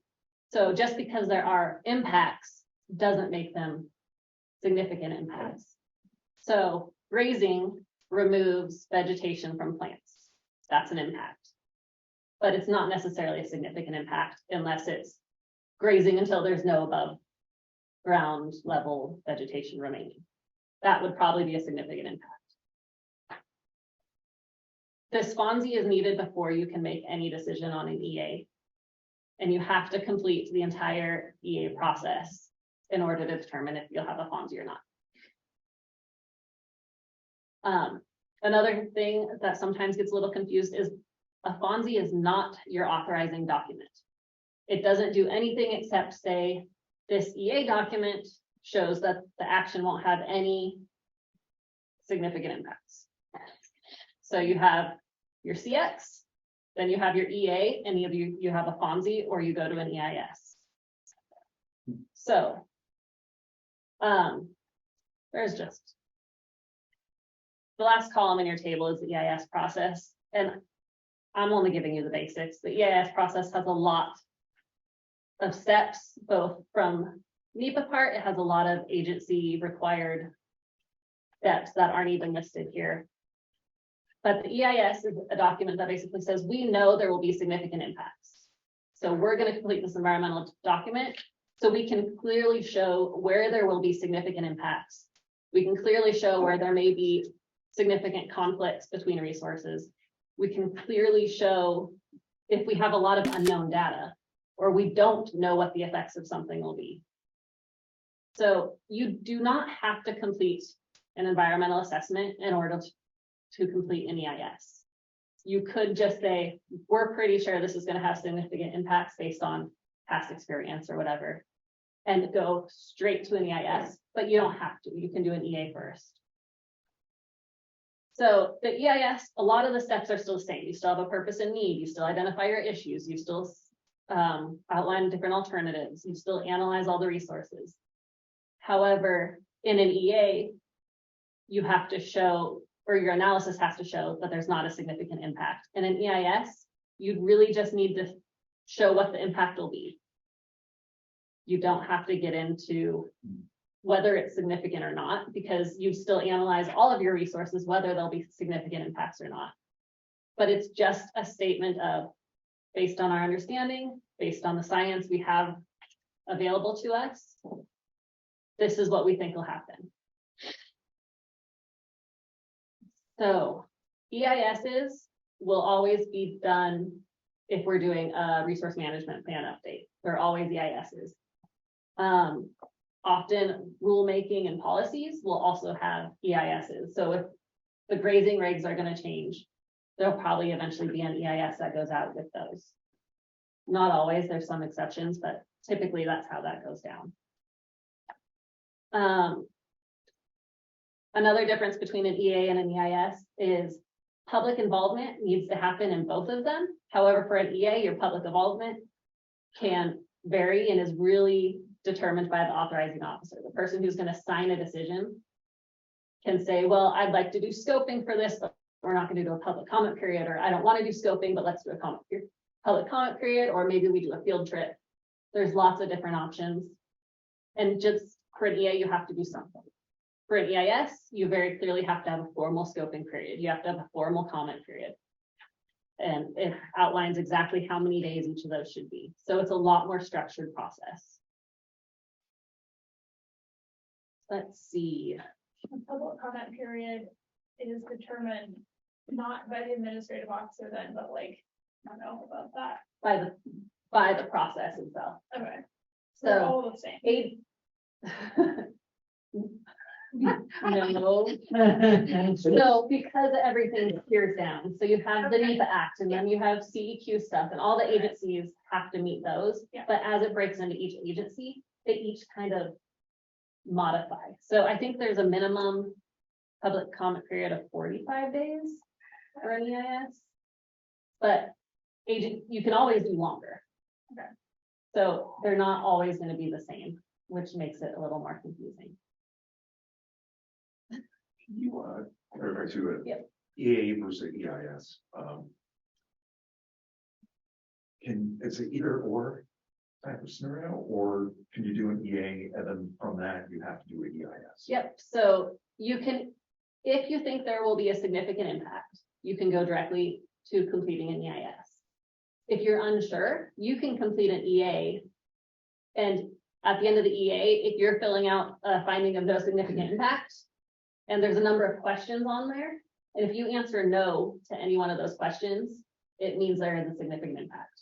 Mhm. And so you don't complete the FONSI, you switch over to an EIS. I see, but the EIS, you could do that as a standalone, Mhm. it's kind of jumping out of the EA process, or it comes out of the EA. Yeah. Okay. Thanks. Most of the time, just due to time and employees and turnover and everything else. If there's a chance that there will be a significant impact, most agencies tend to just go straight to the EIS, because otherwise you're gonna have to go through the same, or at least a similar process twice. Right. So you don't often see an EA being done and then having that EA followed with an EIS. Mhm. It does happen. Bridge Creek is an example. Not a good example, but it is an example. You know, if it's a brand new action that we're moving on. You could start out with an EA and then get to the analysis, but oh yeah. And then you're gonna do the same action 2 years later, and go, yeah, I'm not gonna go through the first stage, because I know I'm gonna end up here anyway. So we'll just do an EIS. As part of the EA, sometimes there's data collection and whatnot, so you may not know what the finding is, so you don't know to Yeah. expect that it will be EIS. That's New science comes out sometimes that changes the metrics a little bit, so then you go to a new. You know, then you go, okay, yeah, probably this might include this significant impact. Okay. Yeah, You know that something is going to be, say, very controversial, but you still think if you did an EA, you would find there's no significant impact. Would you still do the EIS to, I don't know, like, I don't know, head off some of the you extra could. work that might take? Mhm. Okay. You could do that. So how do you define significant? Yeah, Well, right, and So- so that's why I was like, if it's something that you know there might be a lot of outcry about, would you just go to the EIS and not, so that you are doing the more in-depth process? So there's a section in EAs and EISs that we don't do as good a job on sometimes. It's social economic section. Ah, So okay, if you have something that's socially gonna have an impact. Yeah. To me, that's the justification for going to the Right. EIS, or an Okay. economic. Yeah. Impact of some kind, you can go to an EIS and couch it that one. And theoretically, it's possible you pursue an EIS, but then realize there is no impact, you can, yeah. then you come up with a FONSI. Nope, it doesn't matter. So EIS is need to be done if there is a significant impact. However, you always just take the science, you do your analysis and you state based on the science, this is what the impact is. So you could say, we think there's going to be significant impacts, you go through it and you're looking at all your analysis and you can look at those FONSI questions and be like, oh, I guess we didn't need to do that because the answer to all these questions is yes. Right. We could have done a FONSI, but we've already completed an EIS. Right. So we might as well just finish that process out. And in a little bit, you'll see that there's different decisions for the EIS versus the EA. And so you can't jump between them super easily. So that's the gist of the EIS. We'll get into a little bit more, but this one I thought was interesting. And these are tables made by lumpers, not splitters. Because again, they do not show all the steps, but you can see the EA process versus the EIS process. So it's at least twice as long, which is also shown in the timelines because regulations now say you have a year to complete an EA and 2 years to complete an EIS. So there's one thing that is missing from this chart, and that's because it's not technically a NEPA document, but it's called a determination of NEPA adequacy, or the abbreviation is just the DNA. So a DNA in itself is not a NEPA document. It has nothing to do with analysis. CXs, you're not analyzing anything, but the ability to use a CX is there because your proposed action has been analyzed a bunch. In an EA and an EIS, of course, you're doing analysis. A DNA does not do any analysis. What a DNA does is you take your proposed action and you look at existing EAs and existing EISs and say, do these documents already cover what I want to do? And if they do, again, there's a series of questions you have to ask as you work through this, this DNA. Things like, is it in the same area as the EA, or are the areas similar enough that the effects would be the same? So what the DNA is basically doing, and I'll couch this just in terms of an example, is saying, we already have done the analysis. We don't need to do the analysis again. We're just going to base a decision on the existing analysis. An example would be, we recently put out a Mud Creek restoration DNA. So the Mud Creek allotment, which is in the Steens, burned in 2006. It did not recover as well as we would have liked. There has been a lot of annual grasses in it. There's not very many shrubs. So we wanted to do some restoration actions in there. We wanted to do some seeding. We wanted to do some planting. However, we wanted to be able to do it right away and not go through the process. And we knew other documents, other NEPA documents had been written for that area. So what we did is we started looking at the other documents. So in 2006, following that fire, there was an emergency stabilization and restoration plan, EA, that analyzed a bunch of restoration actions. In the Steens Mountain area, there's also the North Steens ecosystem. Yes. Yeah, I was trying to remember the fancy name for it, but restoration project, I think is what it was called. And that one focuses a lot on juniper treatments, because on the other part of the Mud Creek allotment, juniper trees have expanded to the point that they're impacting understory. So we were able to take those documents and actually a few others. I think the Miller Homestead fire emergency stabilization restoration plan. And I think there was one more, but basically we looked in those plans. We said, is it the same area? For the North Steens one, it was the exact same area because the North Steens EIS covered that allotment. For the fire restoration plan from 2006, it was the exact same area because it was focused on where that fire was. For the Miller Homestead area or EA, it wasn't the exact same area, but it was nearby in similar area. So we were able to take all those documents, look at our different actions of seeding and treating weeds and planting, and say, these documents already cover the analysis. We know it's not going to be significant. There hasn't been any new science or any new policy that would change the conclusions of that analysis. Therefore, the NEPA's already been completed and we can make a decision.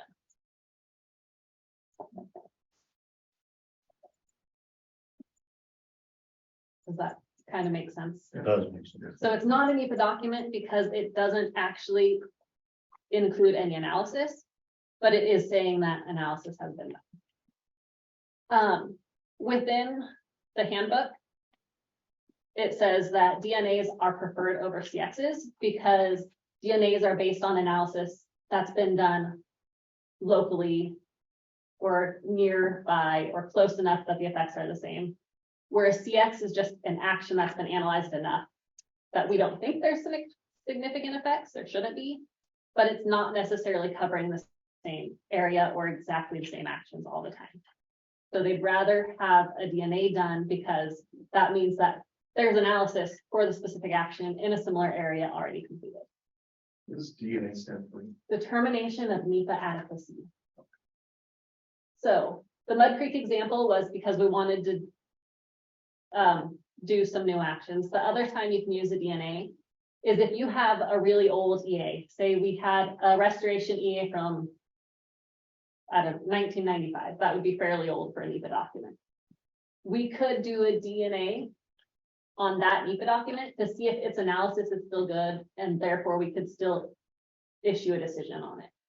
So if we had, if the 92, or sorry, I think it's a 95 EA was on juniper treatments, and we wanted to do juniper treatments in that area again, we could use the DNA to see if that initial document still held up. So those are kind of the two situations. We prefer to do DNAs where analysis has been done in the same exact location, but we can use DNAs if analysis has been done nearby in similar ecosystems. Is that kind of a little bit clear on that? So those are the different documents. They all kind of have their own little nuances. Public involvement is something that's important in decision making, and it's not necessarily consistent across all the different types of documents.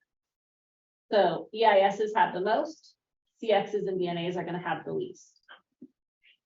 What the public involvement is depends on what the resource is, what the potential conflict is around the decision,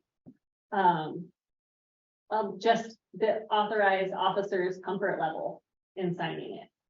So with CXs and DNAs, we don't have to do scoping, we don't have to do public comments, but we can.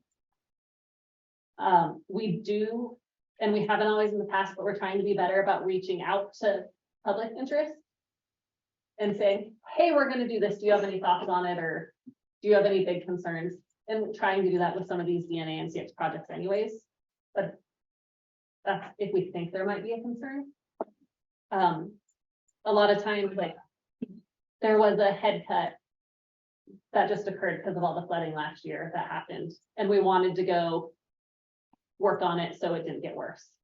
We used an emergency stabilization, CX. Typically, everybody's good with us trying to make sure the creeks don't cut down. So that one, we didn't do any additional scoping.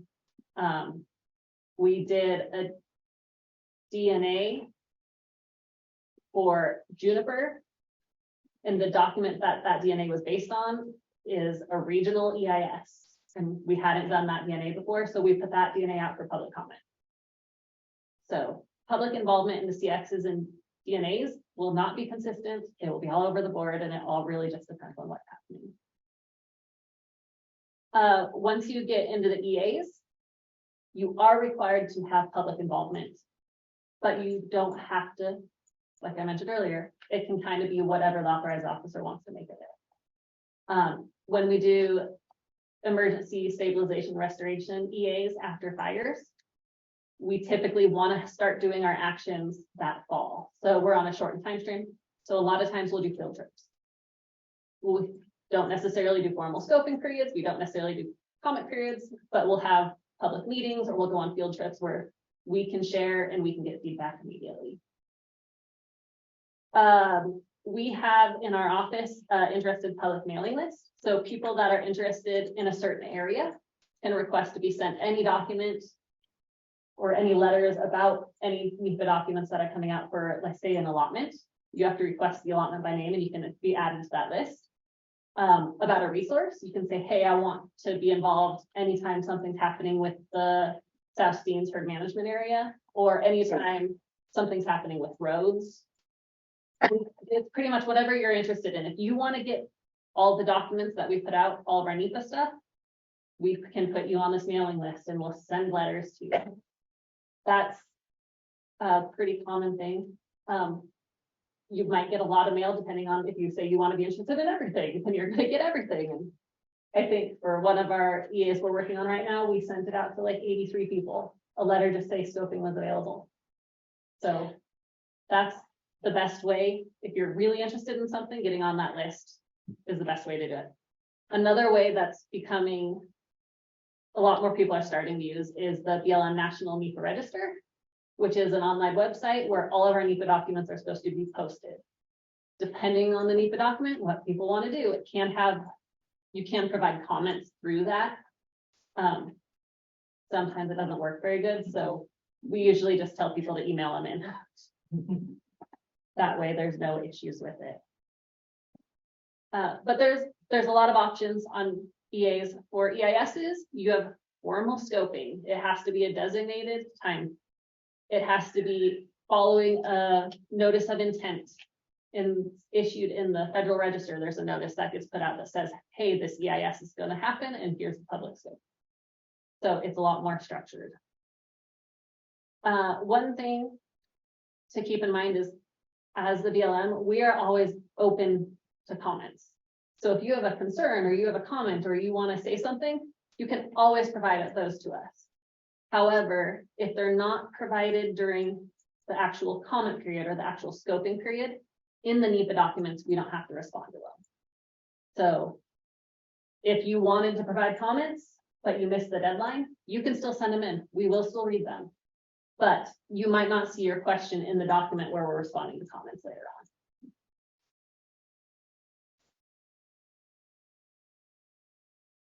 So public involvement takes lots of different forms.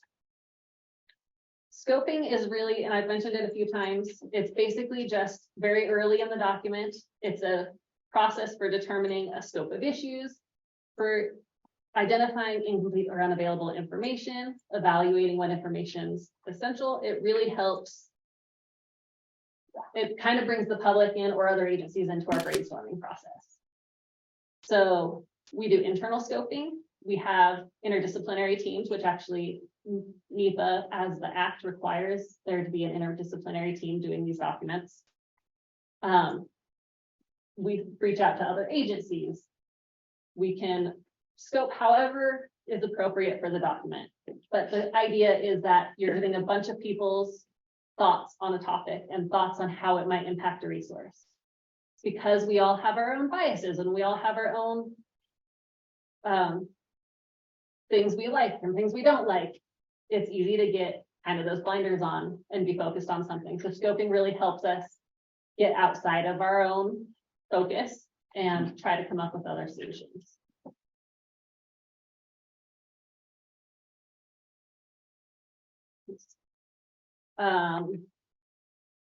External scoping, other agencies.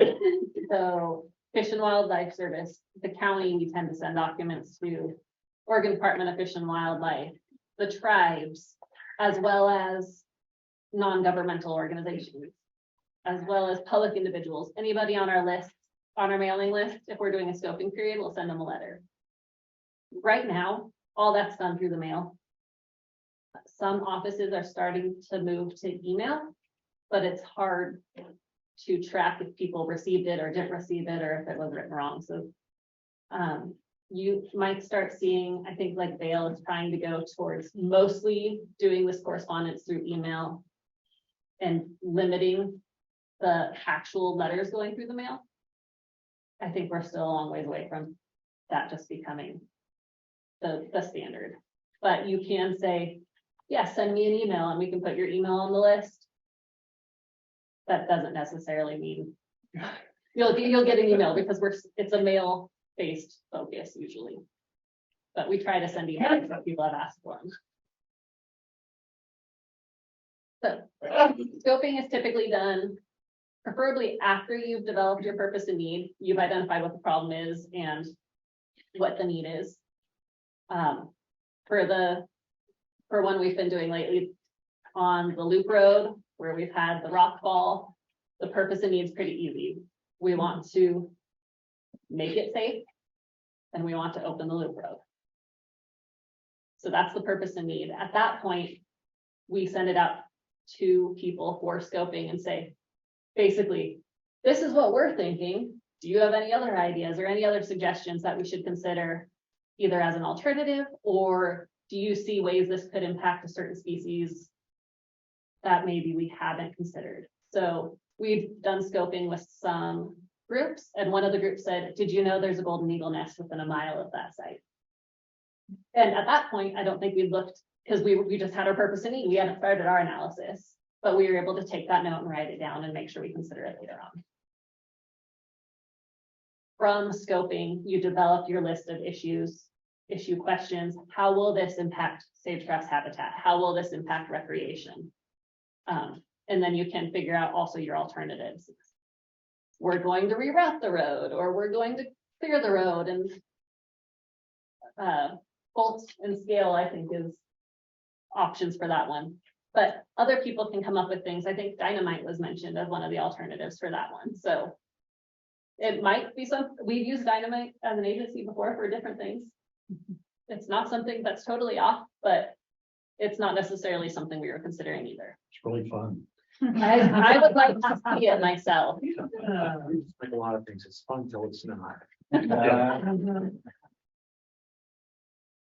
So that's scoping, usually done very early on in the process before a whole bunch of the document has been written. The next public involvement opportunity is typically, so again, for EAs, not always, for EIS is always, comment period. So the comment period occurs after the document has been developed. So after you've completed writing an EA, or you have a draft EIS in place, you've done all your analysis, you think you've got things pretty good. The comment period is basically to get members of the public to contribute their own expertise and insights to the BLM or the NEPA analysis. So this is what we know based on the literature we've read and what we've seen. Are we missing something? Did we not consider something we should have? Did we only look at one side of a controversial issue? Commenting can be very helpful.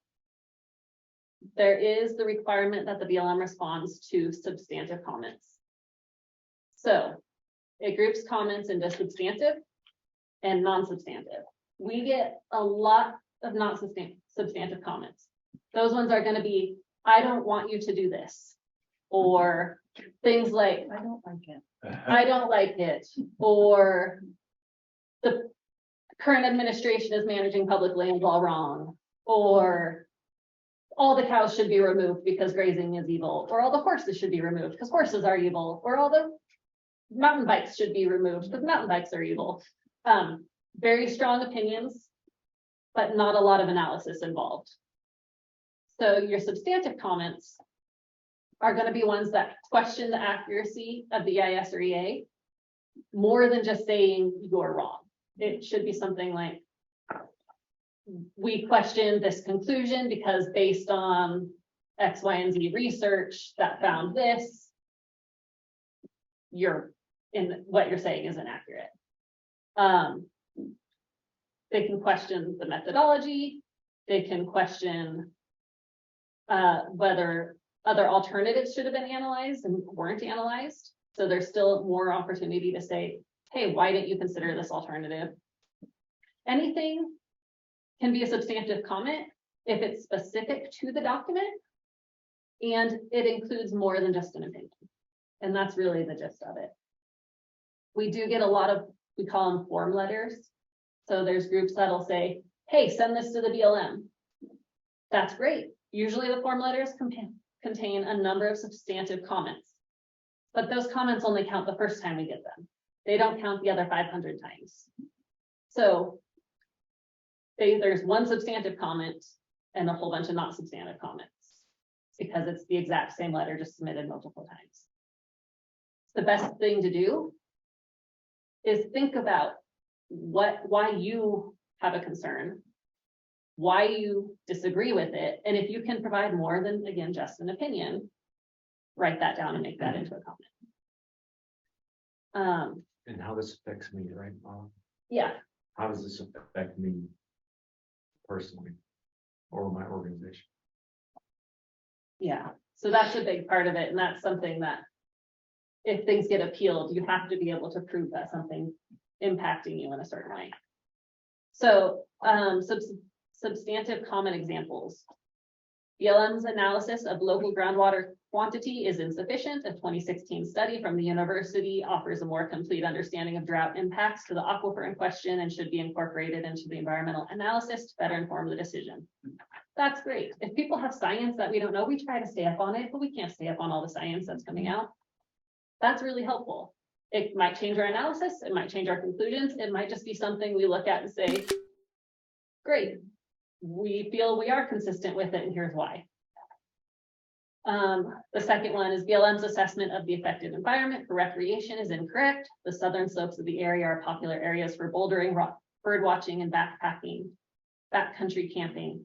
This is not recognized in each alternative. The proposed mining project would limit access to these places and create noise and visual impacts, which would degrade the experience of recreation.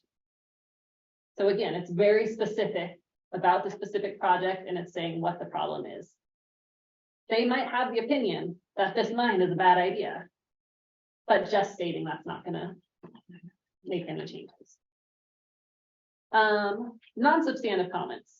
We already went over a few of them, but things like this project should be denied. It's just another attempt by the agency to give away the public lands that local communities depend on for their livelihoods. Great. BLM should not authorize the new mountain bike trails, no matter what the so-called analysis says. I know mountain bikers are bad for the environment and don't help the economy.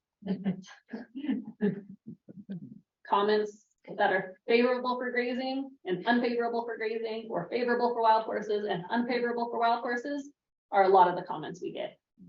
We will get wild horse comments on grazing things that aren't necessarily about wild horse. We will get livestock comments on wild horse things that aren't necessarily about grazing. So it has to be relevant to whatever the document is. A lot of people like to just be like, hey, I provided these comments on this EA that was in Prineville, and I'm just going to copy them over to Burns. Well, at some point, if you're talking about things in Prineville, it's not relevant to what's happening in Burns. So those would be considered non-substantive. So you made a comment about form letters, and I just wanted to make sure I had that correct. If some organization puts out a form letter and says to everybody, sign this, turn this into the BLM, it's only effective for the first time that you receive that, and then you discount that letter, or it just becomes Yeah, so you don't discount it because you're already addressing the comments that were provided in, say, the original. What it's not doing is it's not providing any information beyond that. So if the comments are exactly the same, then there's not going to be any new substantive comments. You're only going to have, say, the 5 that are in the form letter, and that's it. So we may say, the BLM received 500 comments. However, X number of them were duplicative. Not just sharing similar concerns, but they were actually the same things worded the same exact way. And so you don't discount them, but they really don't help the process, because the whole point of scoping or providing comments is that we make these documents better. So if you're not providing a new viewpoint or a new way to look at something, or you're not providing specific literature that should be addressed, or something that was missed, you're not really moving the process forward. It's just more paperwork. So the decision maker, you know that happens, Mhm. but it's not a vote. None of this is a popularity contest. It's all about the analysis. I think it's a vote. Yeah. Well, and you know what and I understand, you know, and I'm not saying don't send me, right, don't send a comment. But it does, you know, 1,000 is no different than 1. If the comment is substantive, right? The comment is what the comment says is what's important. The number of times I get it, you know, is may not be as a high factor. I understand I get 1,000 of them or 2,000 you've had, you know. I think it's a great point, because, you know, I receive things like that frequently. People understood more about what the actual outcome is from receiving 500. I think if you get 500 form letters from all over the country on a topic, it gives you an idea of maybe there's more of a social impact than we were considering. It could, but that's kind of how it would play into it, because really this is supposed to be as much of a scientific process. It's supposed to be analysis based on flat facts and how we understand the situation right now, not based on who wants certain things. Cliff, do you have a question? Well, but there is some consideration given for social impact, or Yeah. what people's preferences are. That's why when I see I get that many comments, I mean, I get what it is, but when I go look at the analysis, and I try to make the evaluation and sign the documents, it's more about the comment that I look at. Right, the quality of comment. Yeah, and that's what I'm gonna be evaluating. And it's not that I totally discount and throw away the knowledge of that information. We don't flush the rest of them away. We still keep them have, all. we keep them all. And we we read them all, record, and we read because all. people change those enough to make it a new substantive comment, maybe they add another sentence in, but. This is interesting though. I mean, it's very different than when people like write to their congressman. And more people from the congressman and suggest like, your congressman should do something about this, but for you, it's more of a different kind of process. It's not really a popularity vote. It's Yeah, I think there's- more of an assessment, more of a process. And The difference there is that's the number of public opinions that are on a particular issue. And they're trying to get scientific basis on Exactly. building a better document. So in this case, I can understand why. Right. 500 of the same thing doesn't provide 500 different perspectives. It just provides probably much of the public probably doesn't understand that. I bet they don't. Right. Well, and I and never- we're trying to manage for sustainable, healthy ecosystems. That doesn't necessarily mean that all of our decisions are gonna only have positive benefits. There's costs and benefits to everything, and that's what the document should show clearly. And we can select alternatives that may have a negative impact to something. We just need to make sure we know that it has a negative impact and know whether it's gonna be a significant one or a not significant one. When we talk about multiple use, it's not every use in every acre. Which is a different concept than, than considering the impacts to all uses, right? So I mean, it's one of those little things. Which is where we get a lot of form letters from organizations that are able to have a single focus for their organization. Whether it's wilderness or recreation or wild horses or grazing, they're able to have a single focus. But as a BLM, we have to consider multiple use. But like Jeff said, that doesn't mean it's every use on every acre or that you always exclude things. Now, the Steens Act made a no livestock grazing area. It decided that was not one of the uses we were gonna have in a certain portion of the Steens Act. And that's fine, and that's how we manage it. But just because there's wilderness outside of that area doesn't mean we can't graze it. So we're still protecting wilderness values while we're grazing. It's trying to find that balance. And so when you get a lot of letters, you know that there's at least one organization and a lot of people within that have strong feelings. But if they don't consider the impacts to the resource and take the time to think about it in terms of the analysis and provide us with ways to get a better analysis completed, then it's not a substantive comment. That gets kind of tricky from your perspective. As a horse rider, I hate dirt bikes on horse trails. They don't fit. And if it was a dirt bike trail to begin with, and it was set up that way, I shouldn't be there or I shouldn't complain about it. So looking at the bigger picture and what was the purpose is what you're saying. Because I've seen those form letters for a variety of different things, and I realize I'm thinking of just chuck them in the basket, but you're saying you pay attention to the quantity to be aware of it.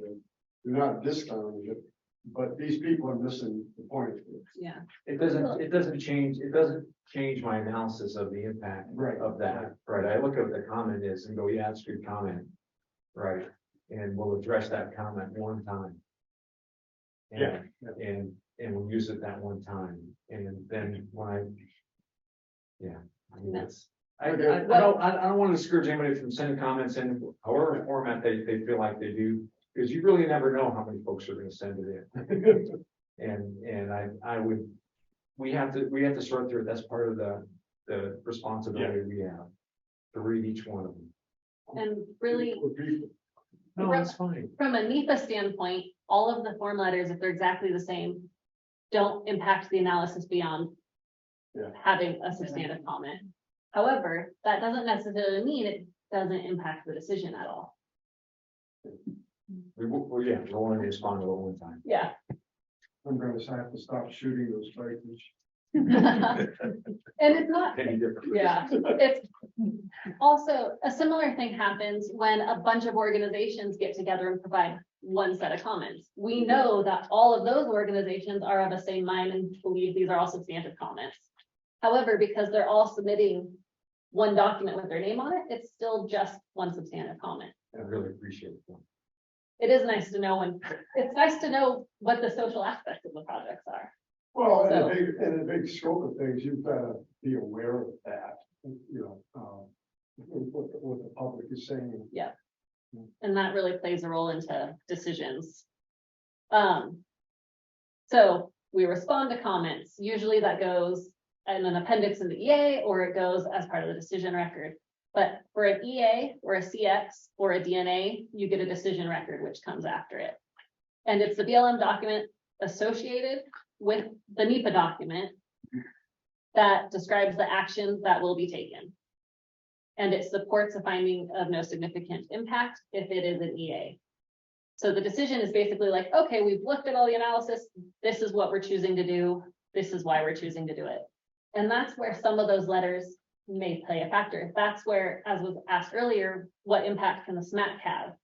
If the SMAC provides formal comment letters, even when they aren't necessarily formal or they're members of the SMAC, if you provide those, that gets taken into consideration by the authorized officer because the SMAC guide the BLM. So the decision record is often, it's just picking one of the alternatives and saying, this is what we're going to do, but it can also pick, well, we're going to do all of this, or we're going to say, install a pipeline, but we're not going to build new reservoirs. And perhaps both of those were in the same alternative. You don't have to pick it. You can pick and choose a little bit. It's always better if you analyze what you actually want to do, because we do have to consider cumulative effects, which is kind of the combined impacts. And if you're not analyzing all the actions together, it's easier to miss things. So it's better to analyze and select a single alternative, but there are times where it may be necessary based on the analysis that you make some adjustments to it. So a decision can only come after a FONSI has been issued on an EA, after CX has been signed, after a DNA worksheet has been signed. So the decision is the guiding document. So that's where in the decision, you make all the rationale, you say what you're going to do. At the bottom, there's protest and appeal periods. So very short summary of all that. Protests and appeals are all very specific depending on the BLM program. So you guys learned about the grazing regs. Grazing regs require a protest period. Not all of the regulations require protest periods. A protest period is basically, okay, we've addressed your comments. Here's an updated EA, and here's the decision we are proposing that we make. And also here's the FONSI that's signed. Do you have any other concerns at this point? And protest periods are required to be a minimum of 15 days for grazing regulations. It's a little bit funky because the BLM will issue a proposed decision. If you ever see something that says proposed decision, it usually means it's a protest period. For grazing, we issue a proposed decision for 15 days. If we don't get any protests on that document, it automatically becomes a final decision unless we state in the proposed decision that we're not going to do that. So sometimes you'll see what has become a final decision, even though it's still labeled a proposed decision. It gets a little funky. But that's grazing.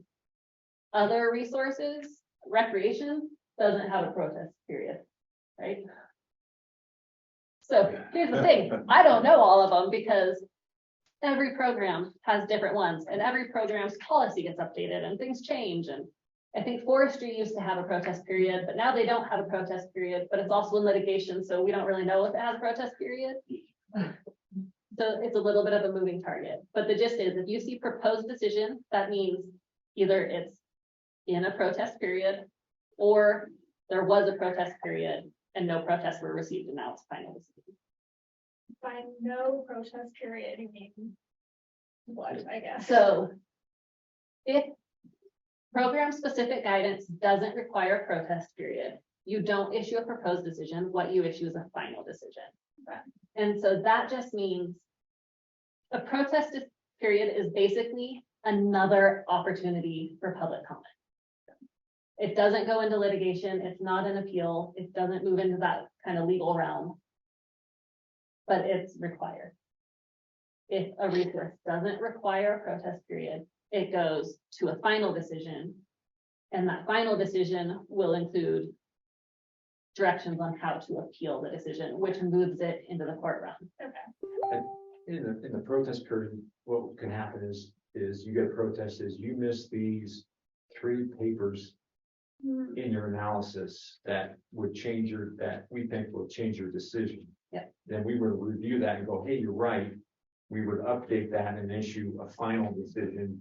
And in that final, we would say, hey, thank you very much for your comments. We changed this due to this. Or we would say, no, we think that those 3 papers are not applicable in this situation. And we justify that because of these 3 papers. And then we go to a final, and you could, at that point, at either point, once that's over, then you also have the option to file an appeal, which Yeah. is the Okay. next step. So Okay, Who can protest that? who can protest an appeal is program specific, Tara. So, the grazing regs talk a little bit about who an interested public is, and it's really a pretty low bar for grazing regulations.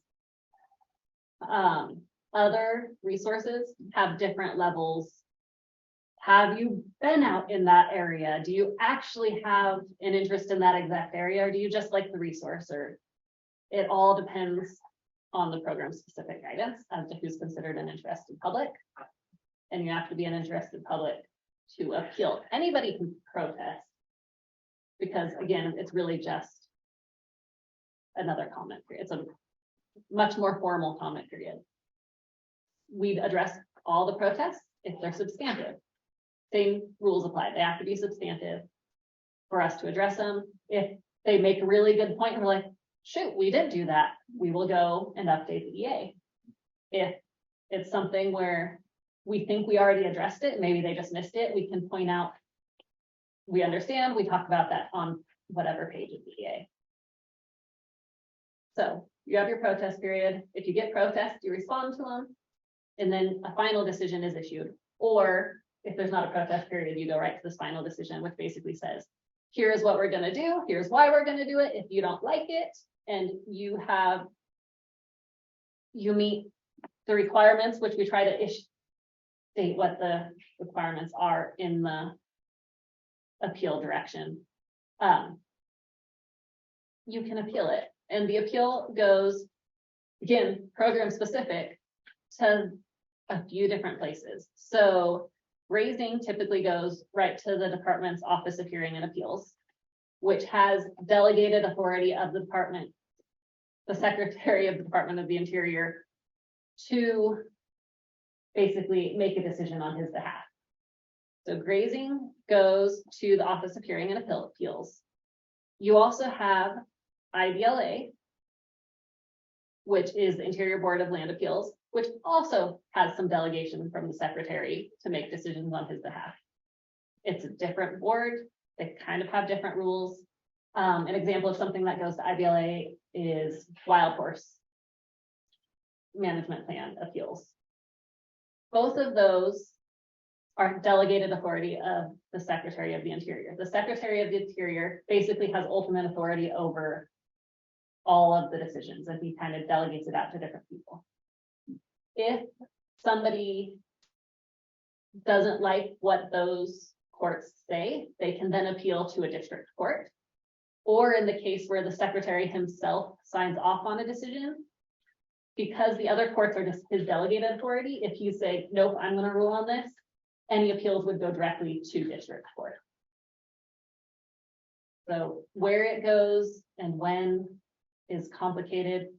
What the rules of each OHA, which is the Office of Hearings and Appeals, kind of have their own things. They like it a certain way. IBLA has their own things that like a certain way. Of course, district court has a whole nother component into it. When you make an appeal, you need to clearly state the reasons why you think that the final decision is an error. And again, it should be more than just an opinion. There needs to be some thought put into it. When a person appeals, they can also request a stay. So stays are basically, let's see. So an appellant can provide what's called a petition for a stay. And the petition for a stay has to address the relative harm to the parties if the stay is granted or denied. And a stay basically means, can the BLM implement this action now, or are we going to make them wait to implement it until after this case has been heard? So, relative harm to the parties, the likelihood of success on the merits, likelihood of immediate and irreparable harm. Can implementation be undone, or is it something that you can't undo once you've started? And whether the public interest favors granting the stay. So that part can play a factor, like if a whole bunch of form letters, that's talking about public interest. So an appellant could say, we represent this many people, and they think there'll be harm to the public in general. Once a stay is requested, the BLM then has 10 days to respond to that. And the BLM basically has to argue those same points from the BLM side. Then it goes to the court, and the court has 45 days. I think it's the same for both IBLA and OHA to say a stay is granted or a stay is denied. So can the BLM do things even if there's an appeal? And again, the answer is it depends. If there's a stay, the BLM can't do anything until after everything's been ruled. If there's not a stay, even if it's still in litigation, the BLM could implement whatever it is. But part of the decision on whether to do that, of course, goes to the authorized officer, but it's a risk analysis. So updating terms and conditions on a grazing permit and issuing a grazing permit, pretty easy to undo. You just say, sorry, we're going back to the old one. But sometimes, because court cases can take years, it's better to start implementing some of those newer terms and conditions if they'll provide for better management. So a lot of times for grazing permits, even if there's litigation, we'll issue a new grazing permit. Now, if we did an allotment management plan that included a whole bunch of wells in an allotment, a stay was denied, we could go drill all those wells. Is it a good use of our money or the permittee's money to spend $150,000 on a well that they might have to close if it's determined that we didn't have proper analysis? So it all depends. Once it's in litigation, it can be a very long process. You respond to the stay, you have timelines, you have 10 days to respond to a petition for stay for the BLM, 45 days until a decision is granted. And then it just really depends on where you get put in the pile. And that depends on whatever the court decides, which can just be at the end of the list, or they can pick certain cases to hear earlier. They kind of decide, they reach out at some point eventually and say, let's put a schedule together. Usually the schedule is determined between the court, the appellant, and the BLM. It's kind of great, we're going to set these dates for these different things. A lot of times our litigation is done through motions and briefings, which means it's all basically a paperwork trial, and you don't go somewhere to a hearing in person. We do have those though, and multiple people in this room have gone to them before. It's just really depends on what everybody wants. Appellants can request hearings, they don't always get them. The court gets to decide whether it's going to be an actual hearing or not. And then even after all that's been done, it can take months or years for the ruling to finally come out. So that's another factor into, do we implement now, or do we wait to implement, or we do bits and pieces now? The authorizing officer has a lot of things to decide, basically, is what it comes down to. That's why he's retiring. So that is, yeah, On appeal, does the BLM have an obligation to defend the decision? I ask that because the system seems set up quite a bit different than like Oregon State's land use system, where if the local government approves an application, or, decides that they want to approve a certain land use thing, but they won't defend it on, or they don't have the money, you're going to spend, money to hire an attorney to defend it on appeal, then they can have the proponent of the land use decision pay for that cost and defend it, and the local government doesn't have to defend it, which kind of changes what's going on behind the scenes quite a bit.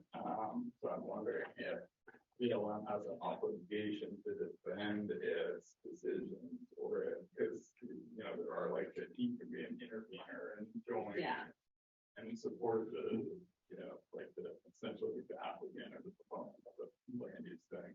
yeah. It would be on the side of BLM in litigation. Well, Jeff can correct me if I'm wrong, but if there's an appeal on a BLM decision and the BLM stands by that decision and doesn't remand it, we have to defend it. Now, there have been instances where on appeal, so there was an Albert Lotman AMP, I think I talked to the SMAC about it. We sent it out on appeal. We didn't get this comment any time earlier during public involvement. On an appeal, somebody pointed out, hey, your RMP actually says this wild horse herd is managed by the Southeast Oregon RMP. And you don't talk about that at all in your document, even though it is a guiding document. And that was like you're absolutely right. We missed that. So we remanded that decision, corrected the document, issued a new decision. So if it's not something we're willing to stand behind, it'll typically get remanded. Whether another decision's issued after that or not, is a whole nother conversation. Yeah, and I'll call the solicitors and talk to them about that, Grant, but I cannot think of an example that we would not have done that. Okay. And we don't have a lot of proponents. So like there's right-of-way applicants, and I mean, there's grazing applicants, but oil and gas is a situation where they might be interveners and have more of a role to play. But I still don't think the BLM would let them defend it without the BLM being a part of it. Yeah, I've seen interveners, but I've never seen Yeah. it's not, kind of defer that to somebody else, right? Yeah, or you could be like a party to the litigation, but Correct. not do any of the legwork, and so like, oh, you have to do it if you want to win this. We don't really. No, we would. I've never seen us do that. No. Yeah. No, I have some experience, but not Yeah. a whole bunch compared to a lot of folks. So I'll check and we'll get back, but I'm thinking no. Yeah, I bet. So it is 3:45. We're just gonna take a little pauser. So I know we have just a couple more things to wrap up with Autumn, and then we're gonna transition just a little bit into Bridge Creek, which the timing works out well for that. There's gonna be a quiz later. It's a lot. Yeah, and you guys yeah, remember. I have so much information. I have a whole shelf that's on me, but that, and I have to look and find things all the time because Where did you get your law degree? you guys have a degree in breach science, so makes it even harder. Your job is just monumental. Yeah. But the answer to every question on your quiz is, it depends. So, I mean, it's a win. So I want to take a few minutes to go through our public comment opportunity. It's a little bit harder to do for those of you online, only because not everybody has the technology they're looking at to do a hand raise with their camera. So I'm actually just going to call on each of you individually, and then we'll go around the room and see if anybody in here wants to comment as a member of the public. So I'll start with actual members of the public and not SMAC or agency employees. So how about you, Mark? Is there anything you wanted to mention for public comment? And that's, I videoed but not unmuted. No particular comment, unless Jeff Rose has redecided on his retirement. He's just kind of a blur on my screen, but I don't see him affirming that. I already shared around the office here that Jeff Rose is scheduled to retire and everybody is wishing him well here at ONDA. Thank God. So many things. I appreciate it, Lori. Thank you. Thank you, Mark. TJ, are you there? And did you want to comment today? Okay. Bill, your turn. Thanks, Tara. I didn't have any comment. Sorry, Jeff, to hear about your retirement. Wish you the best of luck. Wish you could stick around maybe till the end of the Bridge Creek process, huh? Might be a couple of years. All right, Steve and Marilyn.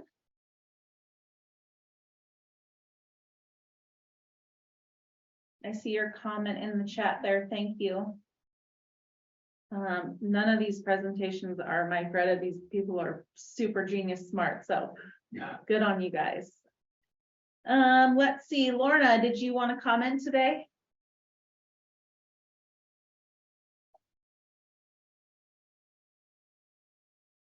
I'll watch for you to come off of mute and we can come back to you. How about you, Rob? I have no comments. Thank you. Thanks. Tanea? No comment. All right. And how about you, Julie? No comments. Thank you all for what you do. Thanks, Julie. Anybody else on the Zoom that I didn't call on that wants to comment during this period? I could just say briefly that I really appreciate all of the responsiveness to the team's requests for information and for, just sharing a lot of really good information with us. So thank you. That's all I have to say. Thanks for logging in.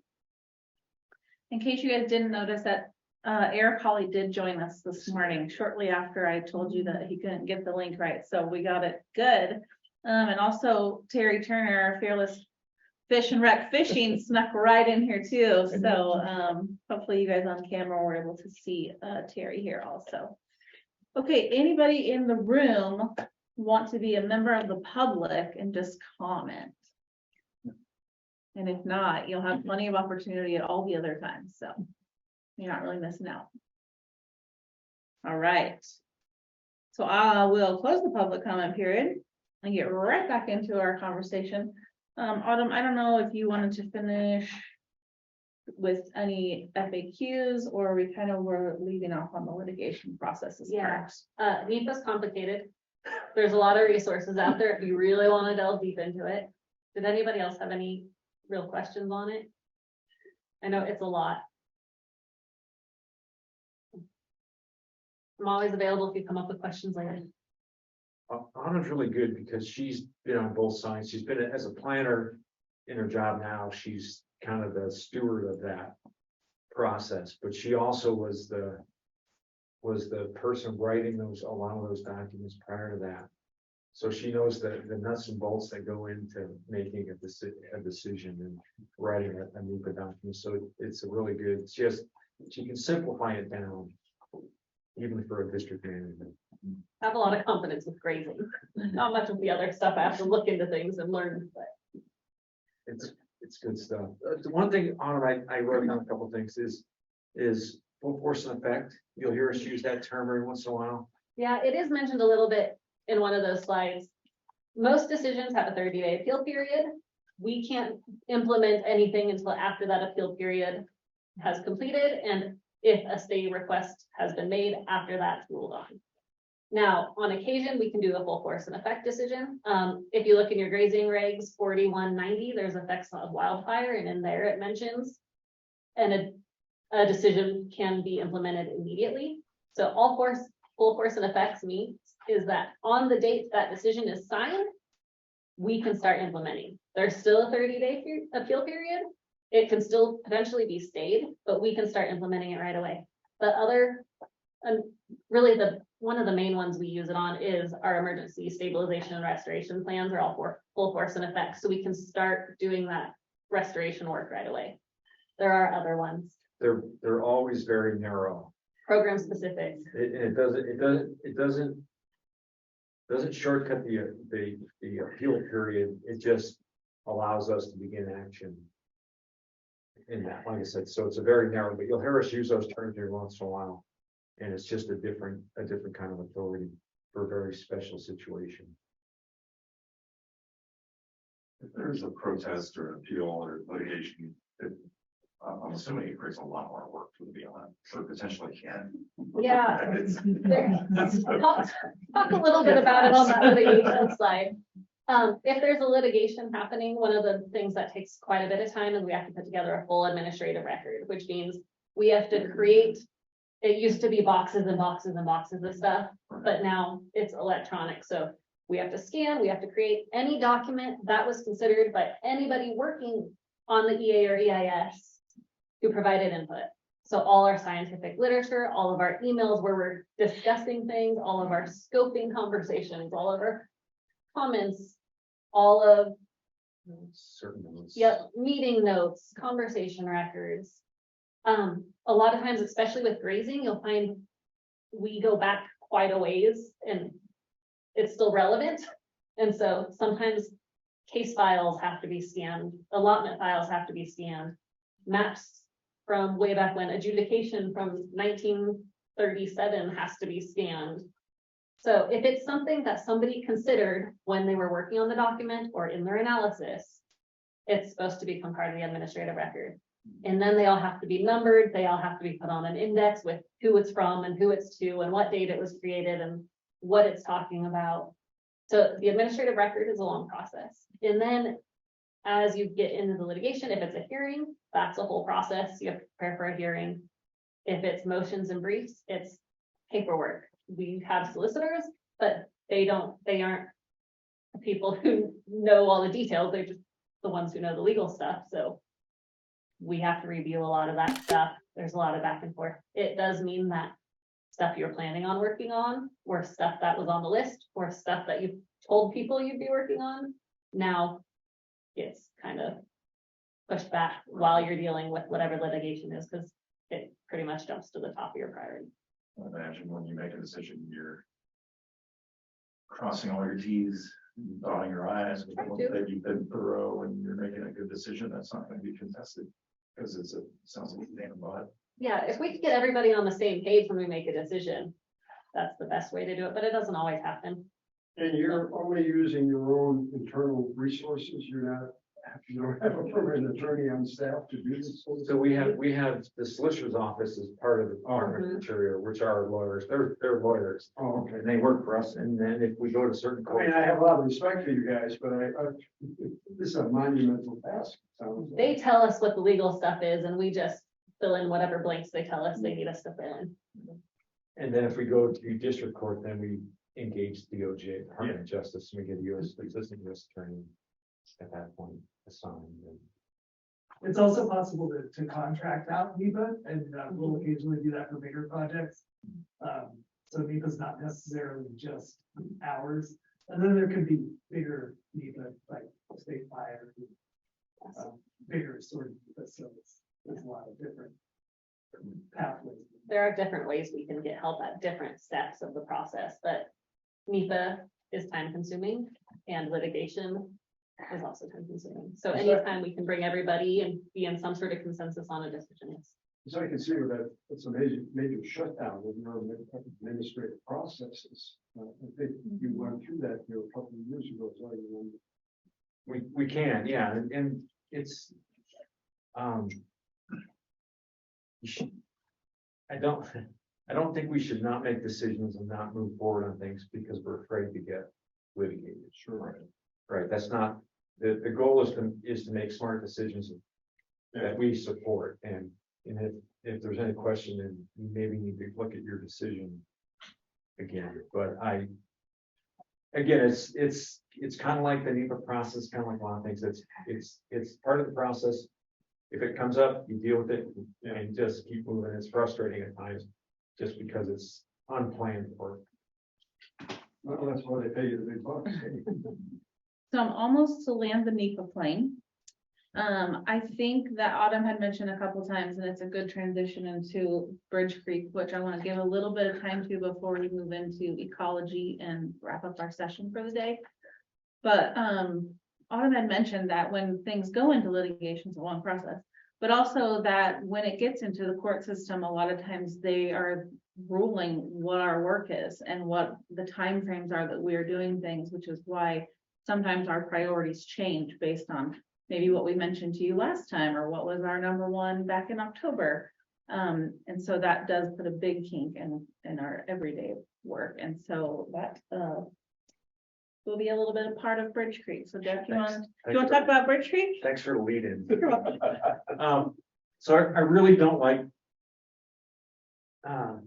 talking about a project this way, but it again is the Bridge Creek AMP has been litigated, and we're in a certain stage of litigation. Yeah. The EA. And that's the previous EA that's going on. It's still going on. That was litigated in 2021, and it's moving through the system, and we're dealing with that right now.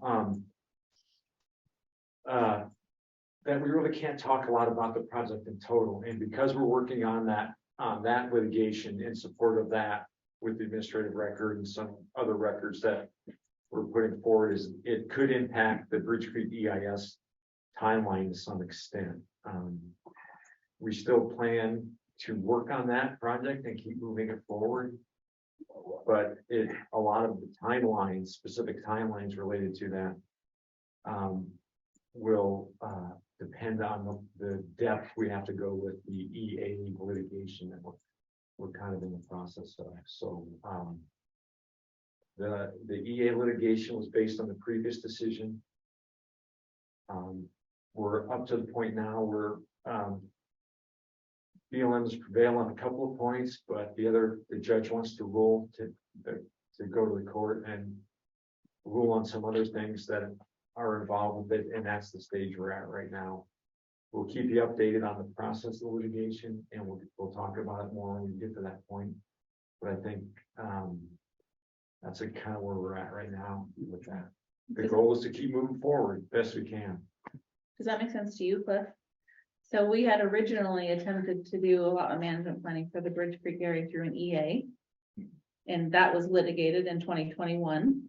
And so through all of that work and conversation, we decided that we want to move forward with an EIS because of the complexity of the project. So that's what we've been updating the SMAC on. But because this EA is in litigation and now moving with some not speed through the process, then we might be working on that. And to dive too deep into the EA process kind of puts us in a little bit of yeah, with kind of a weird spot with things that we can and can't say based on litigation. So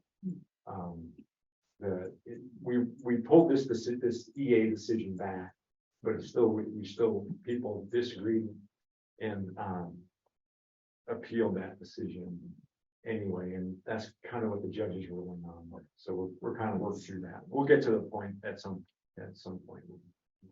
We'll let you know. I'm not really familiar with the Bridge Creek project. So it's an EA project that we've been working on, and we're actually at some point it's a master class in NEPA. You get there at some point, but I think it's right now is that I prefer not to talk a whole lot about it right now if you guys don't mind, and then we'll get back to it later on. But like I said, we're going to keep working on the EIS, and as best we can, it's just the timelines will be impacted by this litigation a little bit. We're not entirely sure until we get some response back from the courts and some of the courts. Where's the litigation? There's a group of folks, WW Western Watersheds Project, Oregon Natural Desert Association, I think Wild Earth Guardians, is that environmental groups that challenged the decision. Is this in the District Court of Oregon? It is, yes, it is in the District Court of Oregon. Did the appeal come after the last SMAC meeting? Is that? No. So that's a good example of how long things take. Okay, So it's the appeal was in 2021, and it's taken us this long to kind of work through the issues. And So become a that- court priority. what we talked about, so I'm trying to understand we don't want to talk more about it today because of the appeal, but the appeal was still in place when we talked about it at the last meeting. So we talked about the EIS, Oh, right, and Right. we showed you alternatives of where Yes. we're working, moving towards. right, Some of that is related to the previous okay, decision, okay, and that's part of some of the case that's going on. So we really don't want, I don't want to go back into that until we get clarification on where we can agree and disagree and what. So, that's helpful. Jeff, thank you.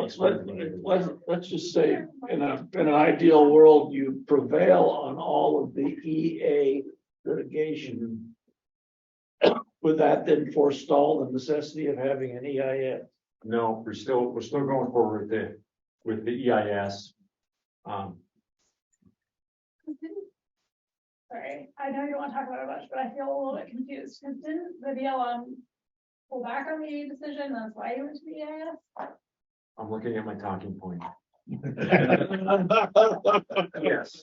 So we remanded the decision for 2021, but we also appealed on that decision. Okay, so even though you remanded the decision, because it's already being appealed in court, you still have to go to court. So, Yeah, so hypothetically, I'm mostly trying to track this. so asking for, so hypothetically, I'm at you asking for a friend. So hypothetically, when we get appealed, we don't usually just get appealed yes or no on something. There's a number of points that we get challenged on. It's usually not just one thing. One thing would be really easy. And that's what's happened in this case. There are a number of points that were appealed on. We prevailed on some and we haven't on others. And some of the points are related to what's moving forward. Some of them are not. And so it's a little messy right at this point. So I'm gonna make a NEPA clarification, not about Absolutely. Ridge Creek at all. So when Rand asked if we support a decision, we mentioned that, well, we could pull a decision and then we won't support it. Us remanding a decision does not cancel out an appeal. Okay.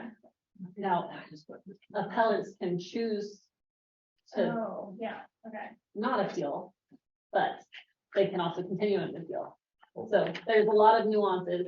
Okay, or the court could rule that the challenge is moot because of the appeal, because we Okay. remanded the decision. okay, But then it goes into this whole case about whether the harm was done. and not. Yeah, so there's lots of other Beyond my factors points that right now. play into the litigation aspect. that's actually a really helpful point of clarification. Okay, Process question, Jeff? yes, So assuming the litigation is finished, whatever the outcome is, and you move ahead with the EIS, will there be another comment period on the alternatives? it depends. Okay, It depends, it kind of depends on how it cascades down. yeah, okay. And that actually may be a really smart decision to do, whether we're told to do it or not, but we'll have to see how it all rolls out. Got it. Okay, last meeting, we made a official vote and statement that we supported.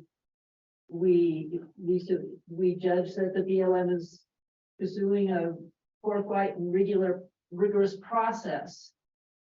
Did that really mean anything? It does, it's hanging in my office. Right underneath the one that says that we should open the loop road, right? So they're there, and that's After his retirement. that's fine. I mean, that's perfect. But again, like I said, is that it's kind of muddled right now, and I'm voting not to get too dived into it. Okay, If you think of the EIS process and all those things, we've done scoping on the EIS, we haven't. And that's what was, I mean, talking to the SMAC at that last meeting, So your you got a letters response from- is a scoping Yeah, comment. so Karen, let's That's where say we're at. when we get to the end of the EIS process and there's all these chances to protest appeal. And one of the points in the appeal is there wasn't enough public opportunity, we could probably use a letter from the SMAC as, hey, here's a great example of how multiple people were consulted, and here's what we talked about, and here's what the SMAC said. So it could be used in that capacity. It's still counts. Anything that gets sent still counts for an EIS. Remember your process, not talking about Bridge Creek specifically, but for an EIS, you have a required scoping period, you have a required public comment period. So to get to your question, Terry, is there hasn't been a public comment period on an EIS yet. Got it. If an EIS is done, there has to be one before a record of decision can be made. What's that safe with litigation?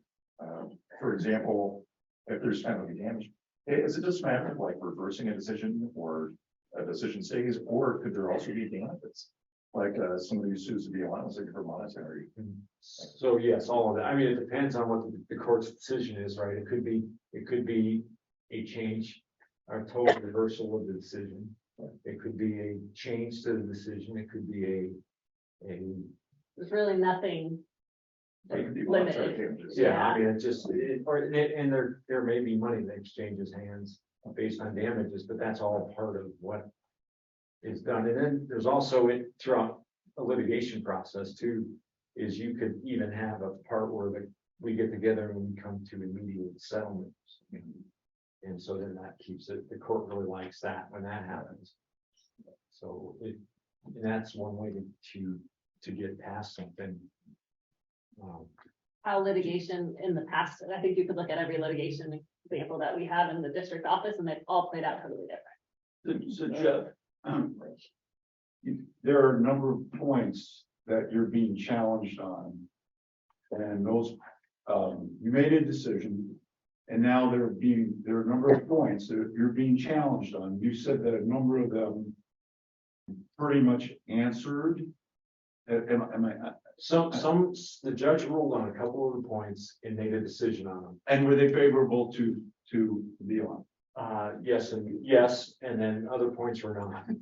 Okay, So now we, to solve those other points is we have to go into a formal court process. okay, but all those points, how can I explain this?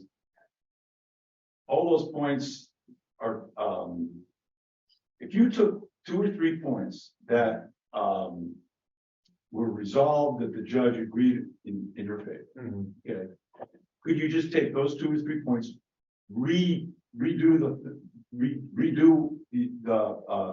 the proposal, okay, and just use those points that have already been agreed to, that the judge agreed to on, and say, come on, we're not even gonna.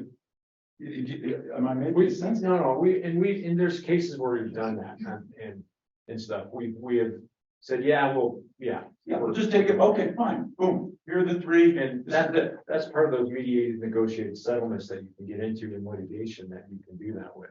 Sometimes you can't come to an agreement and it has to go to the judge and for the judge's decision. And I don't know if we're there yet in this case or not.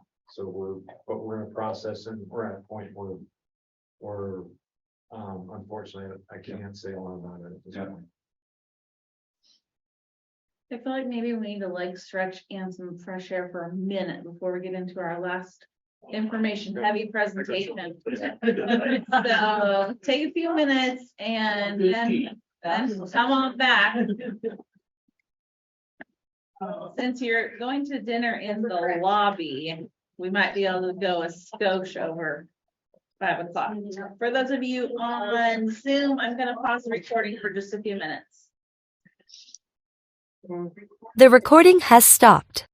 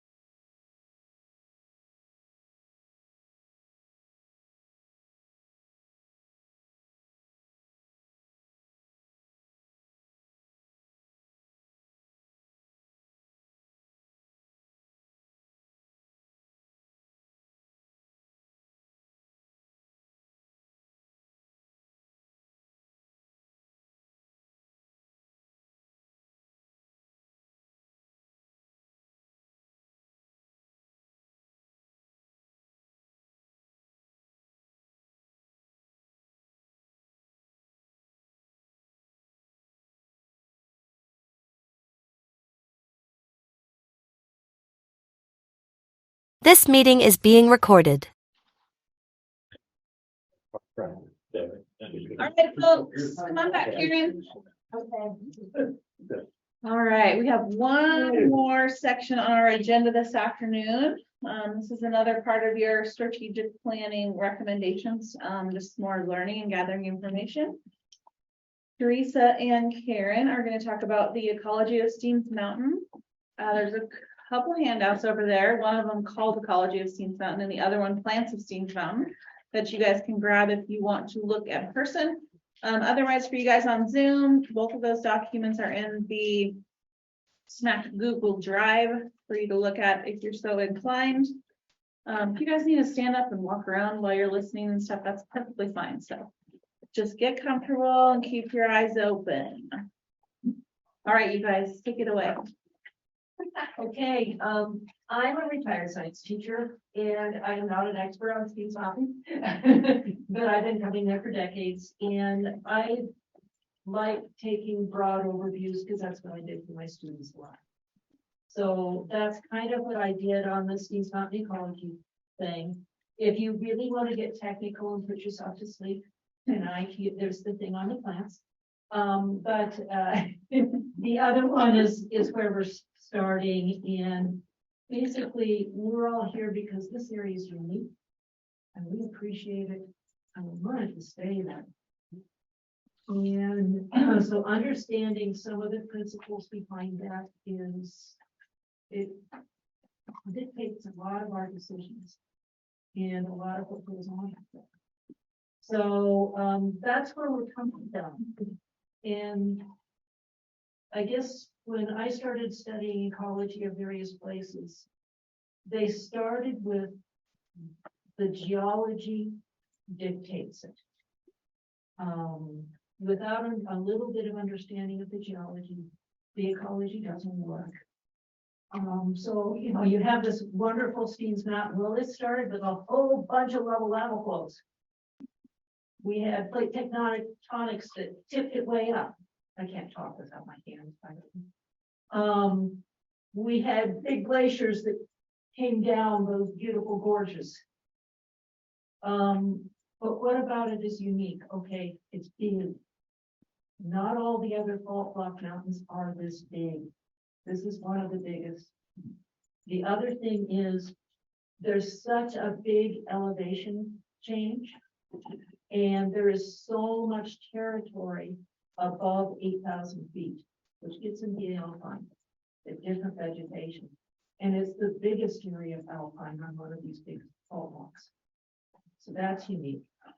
But again, except for one other thing, what we find there wouldn't be unique except for one thing, and it says isolation on these modified points.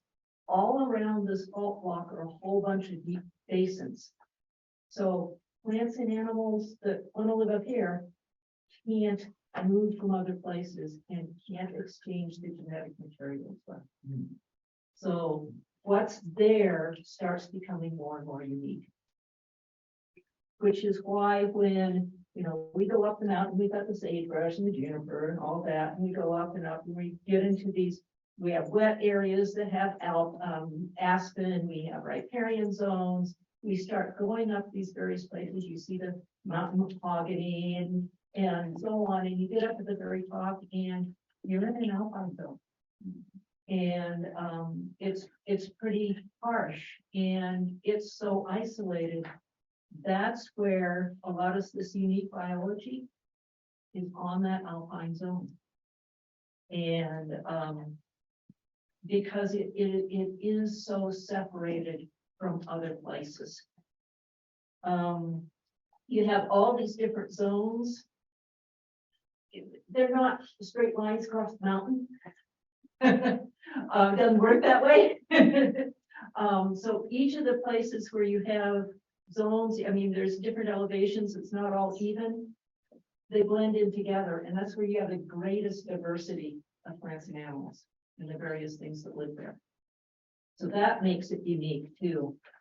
So there's a lot of transition zones between various things, and things blend together. Why do people love that? Well, you've got these wet areas, you've got all these transition zones. You have one of the best wildflower displays in the entire state of Oregon. You have tremendous diversity in birds. You have a rather unique wild horse herd. Can be controversial at times. But there's all these various things, and we throw out terminology when we start talking about this. Rare, endemic. Okay, rare, it's not found in a very big area, or there's not very many of them. Endemic, it's not found anywhere else. So when we talk about Steens Mountain, we have, well, this paper was from 95, so it's dated at this point. It said 7 endemic and 57 rare. Well, they have discovered others since then. And most of that stuff goes into wet areas, riparian areas, alpine areas. So those are areas that are critical to really take a look at and be careful of. Is kind of where that comes from. Probably the most recognized one is that Steens Mountain thistle. So you've got the bird, you can, yeah.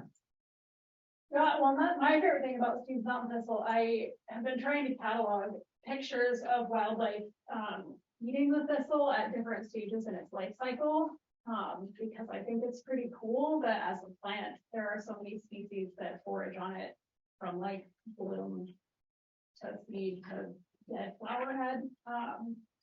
And so in 2008 or 2013, I don't remember when it went through, but Steens Mountain was designated as an important bird area by National Audubon. It's also recognized internationally by various bird people as an important bird area. And one of the coolest things about Steens Mountain from a bird perspective is the only place in the state where black rosy finch nest, and they depend on that. All the rocky side of the alpine area of the mountain is where we think they nest. Rosy finches are not a lot is known about them because they nest in these super inaccessible places. So like we know they nest on Steens Mountain, we don't know where, or how many of them, or how successful they are, because it's very, very hard to get to. But we know that it's the only place in Oregon where they nest. So that's part of why birders in particular love the mountain. It was the only place they nest? In Oregon. In Oregon. So there's black rosy finch, and then there are 2 other rosy finch species that are pretty closely related. Gray crown rosy finch and brown cap rosy finch. And all of them are alpine nesting species. So they nest like in the Rockies and Steens Mountain, mostly Rockies and Steens Mountain. So they're really like people who are doing winter projects with them are typically monitoring them in like Montana, Colorado, Utah, slightly lower elevation, close to high elevation mountains. And if you've not seen them before, I think they're very cool because they're, I describe them as little punk rock birds, because they're black and pink, the males are, and like very pink. It's like to me, it's a very interesting color pattern to have up in an alpine zone. Because if you think from a camouflage perspective, it doesn't really, why are you hot pink? But they forage a lot, not exclusively, but they forage a lot on the seeds in the Steens Mountain thistle. And so it's like kind of a cool tie between this endemic species and this bird that's the only place in Oregon where they're found.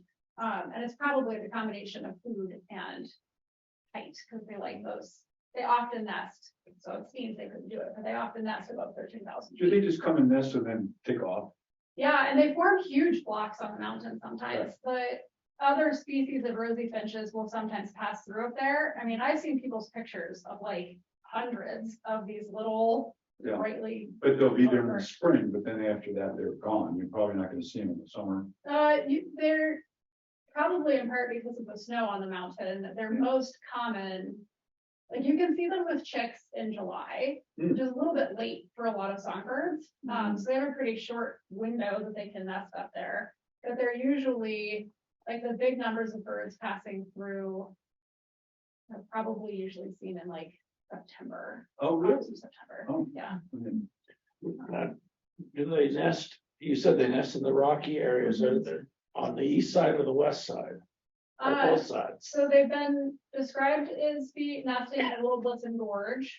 But like I have pictures of one feeding a chick that was following it around on the east side.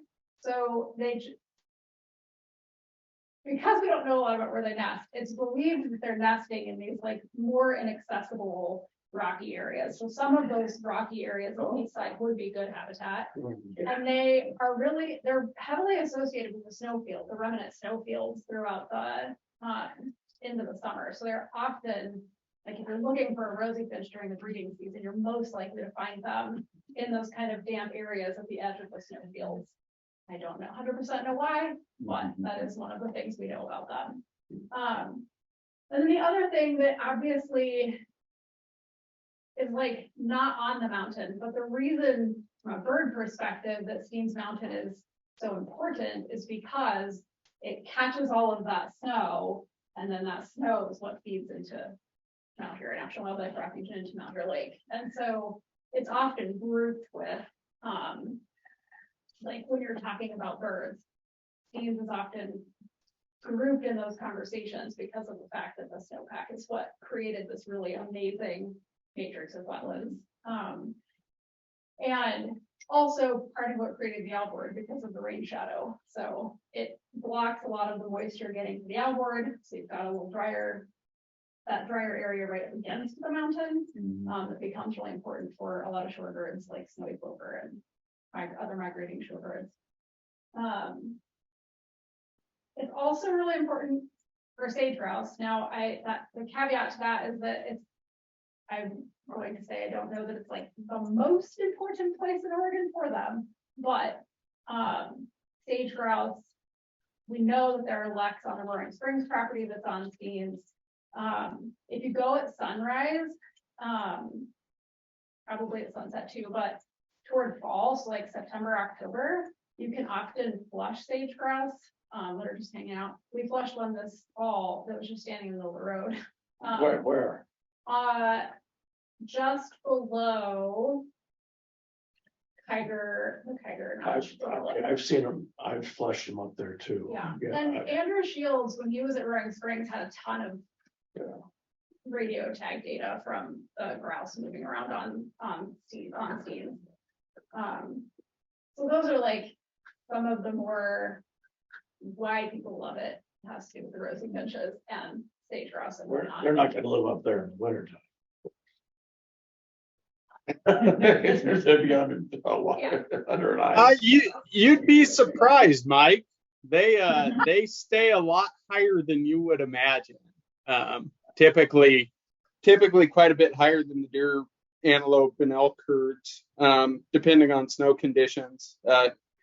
I'll break in. This is Lee Foster at ODFW, just because this is kind of something that blows people's mind. But sage grouse, everything else dies in the winter, right? Deer die in the winter, elk die in the winter, pronghorn die in the winter. Sage grouse put on body weight in the winter.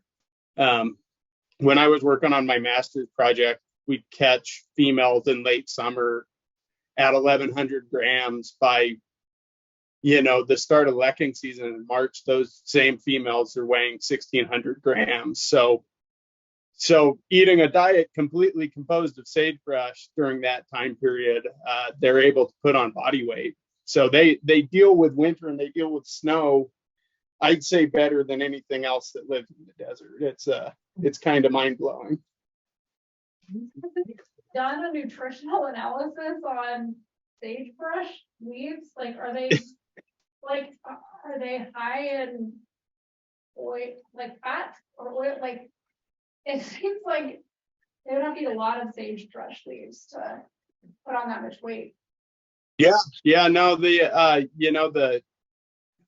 there's been a lot of nutritional analysis of sagebrush going back through time related to sage grouse. If you can deal with all the toxins, it's not bad forage. That's the funny thing about sagebrush, and most species can't deal with the toxins, the terpenes, and there's a whole list of chemicals.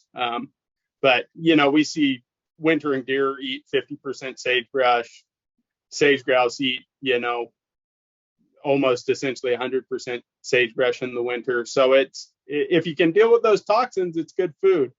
And if you've evolved with it like sage grouse have, they've physiologically changed to deal with that diet. That's wild. I love that. Yeah, that's your fun fact for the day. Excited about that one. Bird trivia, bird trivia. Oh my gosh, I am totally gonna put that in the bird trivia festival. Right. No, write it down. So the other thing, from an ecological perspective, and this is really just associated with, well, any alpine species, but also specifically to black rosy finch, is the other part of not knowing a lot about where their populations are, is we know that alpine areas are under a lot of threat because of climate change. And so the predictions for a lot of these species, especially bird species that are specialists is living above the alpine zone, is that projections are not super positive for them. And so being able to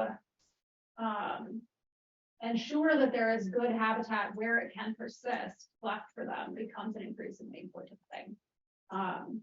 And one of my favorite things that I learned recently about black rosy finch, the reason we know that they're alpine specialists is that through some genomic analysis that, and I'm not even sure why they were doing it, they're part of the Rosy Finch project, they were able to isolate the genome that tells us how they maintain physiological processes at those high elevations where there's low oxygen. And it's actually the same genomic pathway that people living from the Tibetan Himalayas, that their bodies also allow them to continue functioning at high elevations. So it's this really cool thing to see the same genomic pathway in these little birds that people have that make them able to thrive at low oxygen.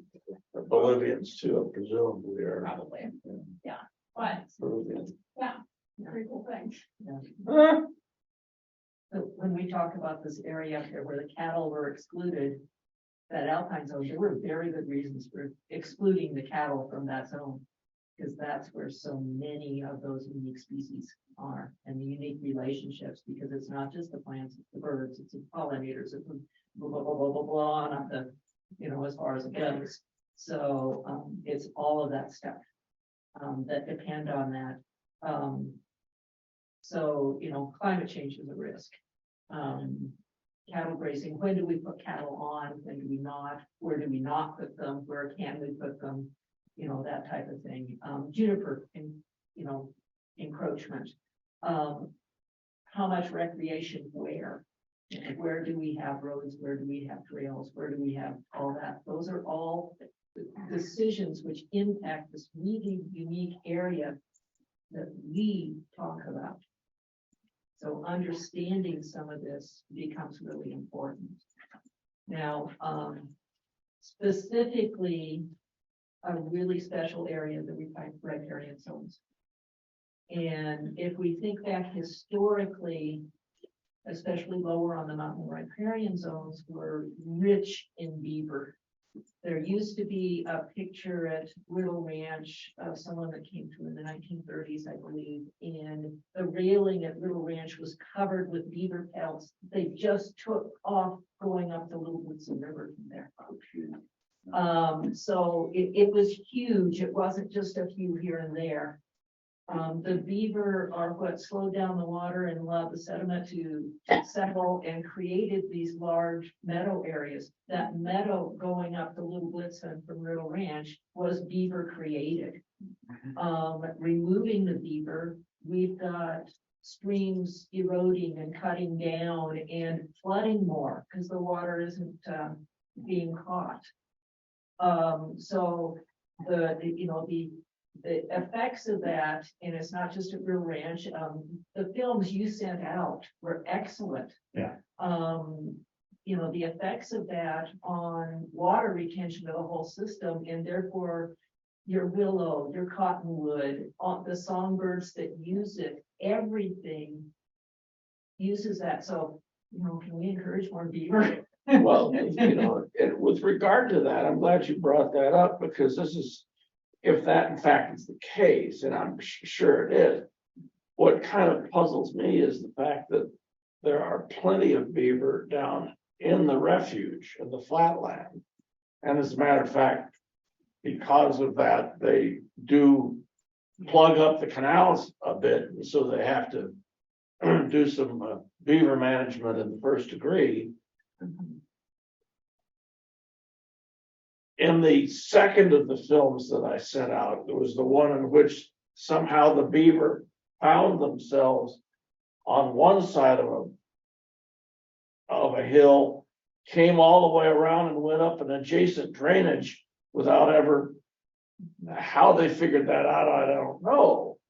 So I'm kind of wondering, are beaver in the refuge a little dense and they haven't figured out how to move up the Blitzen? It's easier. It's a lot easier. It's a direct line, and you don't have to go around the mountain range in order to do it.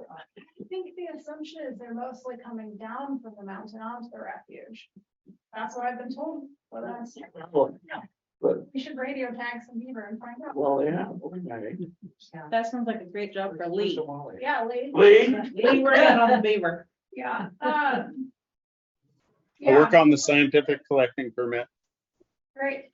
And I know, you know, there's been a lot of talk about trying to relocate them from the refuge up into the forest, but also up onto the mountain. And, you know, I know in Klamath Falls, they had very low success with their beaver relocations in areas where they wanted them. And I don't know if they actually did a study or if it was just that they started finding the beaver carcasses. I don't really remember, because I haven't lived there for so long now, but one of the things they realized is that a single beaver in a pretty shallow creek, because you want them, you know, you're putting beaver there because you want them to like build the creek back up and make the water cool and whatnot. They're really, really susceptible to depredation. And so like in Klamath County, the beaver would, every time they relocated beaver, they were just being eaten. And so I think a lot of the assumption is that that's part of what would happen with the beaver if we put them up into Steens where the creeks are potentially more shallow, is that they would likely just be eaten as well. But Who are the predators? Puma, I presume. yeah, I know. Coyote would possibly. Yeah, cougar. I mean, in Klamath they had just the one wolf pack at the time. So I think they definitely knew cougar ate some of them, and I mean potentially wolves. But if they don't have somewhere to hide, then it's pretty easy to snag a big beaver out of a little creek. Yeah. There's beaver in Little Fish Creek where the running property is there. One has to do with them every year. Yeah, and they 7,000. we know there was the one at Fish Lake that flooded what part of the campground? Because they named it up. Yeah, is that what you did? Danwood Creek or something? I don't even remember how it ended up. Like culvert. Oh, right. Yeah. Yeah. Once a culvert, yeah. Yeah. They love floating culverts. They got nothing to do all day. Right. They can hear that water running and they're like, "You go fix that." Yeah, I gotta say, I used to live in the Adirondacks and we had beavers all over the place. And so these beavers went and they dammed up my little stream and they were flooding my horse pasture. So I did everything. And then finally I took a pipe and I jammed this pipe, okay, through it, and it was up high. The next day I come and they filled my pipe up with mud and dirt and stuff. I mean, they were outsmarting me the whole time. They're amazing creatures. A lot of the most successful beaver deterrents in situations like that are like a pipe that has a cage around the end of it, so that they can build the dam up all they want, but they can't actually block the. Yeah, it goes up and. Yeah, they were. They're smart. That's what they're supposed to do. They're supposed to stop the water from moving. Well, it's really interesting because they used to be nocturnal, but and this is my understanding, but and the ironic thing where they get so used to people, I'd be sitting there watching them as they're building their dam. It was crazy, you know, it was, anyhow, they were paying. Having predators around, that wouldn't have happened. right? Well, we had coyotes and we had fox and, Yeah. you know, Yeah, so, yeah, when you're out there. And that's when when we talk about riparian zones and streams, and we start talking about water gaps and restricting cattle from creeks, this is where that's coming from, Yeah. that idea. That's the reason. And also the fish that's in it. Yeah. We have a nice native trout we really want to encourage more of. We do, And- and it's unique because of its isolation as well. Yeah. That population, the Malheur Basin trout population used to be connected to the Snake River until that lava flow Right. blocked off the access 10,000 years ago or anything like that. It's fairly recent in geological times. So, fix it. so the fish population here is it's not, I mean, it's still a native red band rainbow, but it's isolated from all the other populations, so it's unique in that way. Much the same way that the birds and the plant life is isolated. Have they evolved slightly differently than most? They have talked a lot about this with some other of my fish guys, but historically, before active management of the refuge came, that there were some really big rainbows here. Because what happens is that they would spawn and rear up in the creek, but then they'd go downstream and use the lake areas to express that. It's called you can help me out here, but the ad fluvial life history, so that they grew really big on all of the feed in the lake until they got too warm, and then they moved back upstream where the cold water was. But and so there were all sorts of like small fish, dace and suckers that they would feed on that were native before the carp came. And when the carp came, it sort of screwed a lot of things like but that's how the fish would utilize that closed basin environment, and they got big, like 15, 20 pounds kind of big. Wow. Yeah. That's good. Terry, what's the relationship between those trout and the trout on the other side of the mountain, the Bahamas? Oh, those are cutthroat, and so that's another Great Basin strain that's probably even older. The Lahontan's have always been in a closed system in that in the Great Basin area, so that they used that Great Basin lake as their migratory and growth zone, and then back up into the streams to spawn. And So because they were never connected to the Snake River. never connected to the ocean. They've totally remained separate. Yeah. But the remnants, the red band rainbows are remnants of the steelhead population that used to be migratory up the Snake and the Owyhee and then into here. But the fish we have left are the remnants of that population. But they're very closely related to like all the other red band rainbow populations that are descended from summer steelhead, so in the Deschutes and the John Day, and all those other places. I'm interested in your comment about, the cattle exclusion zone, where cattle grazed all the way up to the rim historically. How high up do they?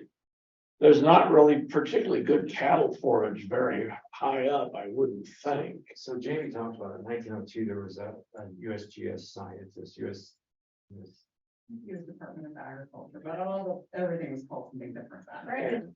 Griffith, called Griffiths, DA Griffiths or GA Griffiths. He did a survey, and his report in this document is that he was here in June.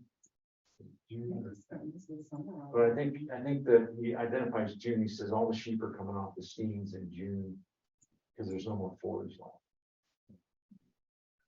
Sheep were huge. So it says that sheep are great. So there's a longer history of intensive livestock grazing on the mountain that we're still living with the after effects of, because it was a very short, intense period of time. Short and intense by the 1880, 1890 to 1934, whatever. Yeah, all the way in, probably until the sheep industry and, sheep and the cows and all that kind of started to decline. But, and the beaver is, if you think about it, is the first impacts in the system were not large herds of livestock coming through.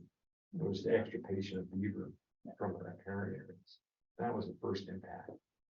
And that had a huge influence on the hydrology of the system, which then influenced all these other land use decisions that we. If you even high on the mountain, I do when I can get up to the high part of the mountain from Middle Ranch, I meander off trail a lot. I enjoy it, but there are areas where you can see where there used to be the sheep herd camp, and very high on the mountain. I mean, not far from the rim. And so yeah, it was grazed all the way up, and the plants need time to recover and go through their whole reproductive cycle, or you're not going to have them. And Which takes longer in this environment. it does. And that's the thing that I think, when I talk to people, about, especially about plants higher up on the Steens where, the growth season is very short. The plants all look like they're really young. The lichen even, a lichen growing at that elevation on a rock that's this big is much older than I am. It probably saw sheep herders and people before that because it takes so long for them to be able to grow. And so I was just thinking that a lot of the grazing would have been happening during those plants growth season, that with the sheep high up, and so that's not ideal for most of this plant. And so that's, life at that elevation, life in the desert is hard, life at that elevation in the drier areas is real hard.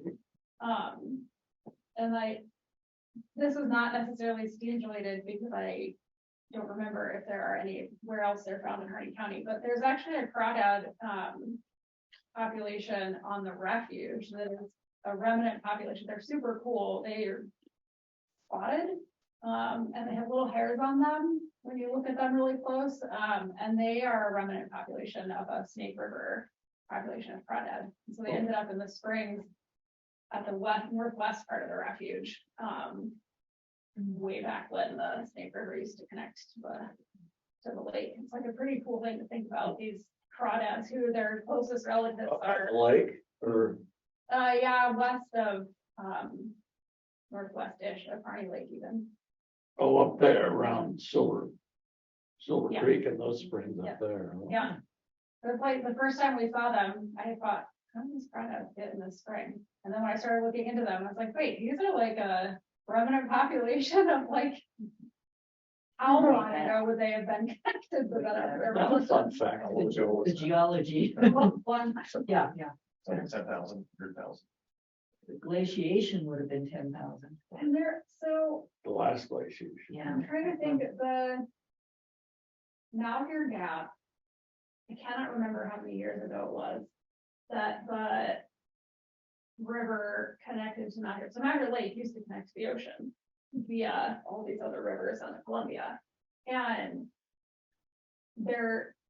you can see when you look at the topography, you can actually see the low area. We're like, oh, I guess I can kind of see how the lake would have connected, but it was a long time ago.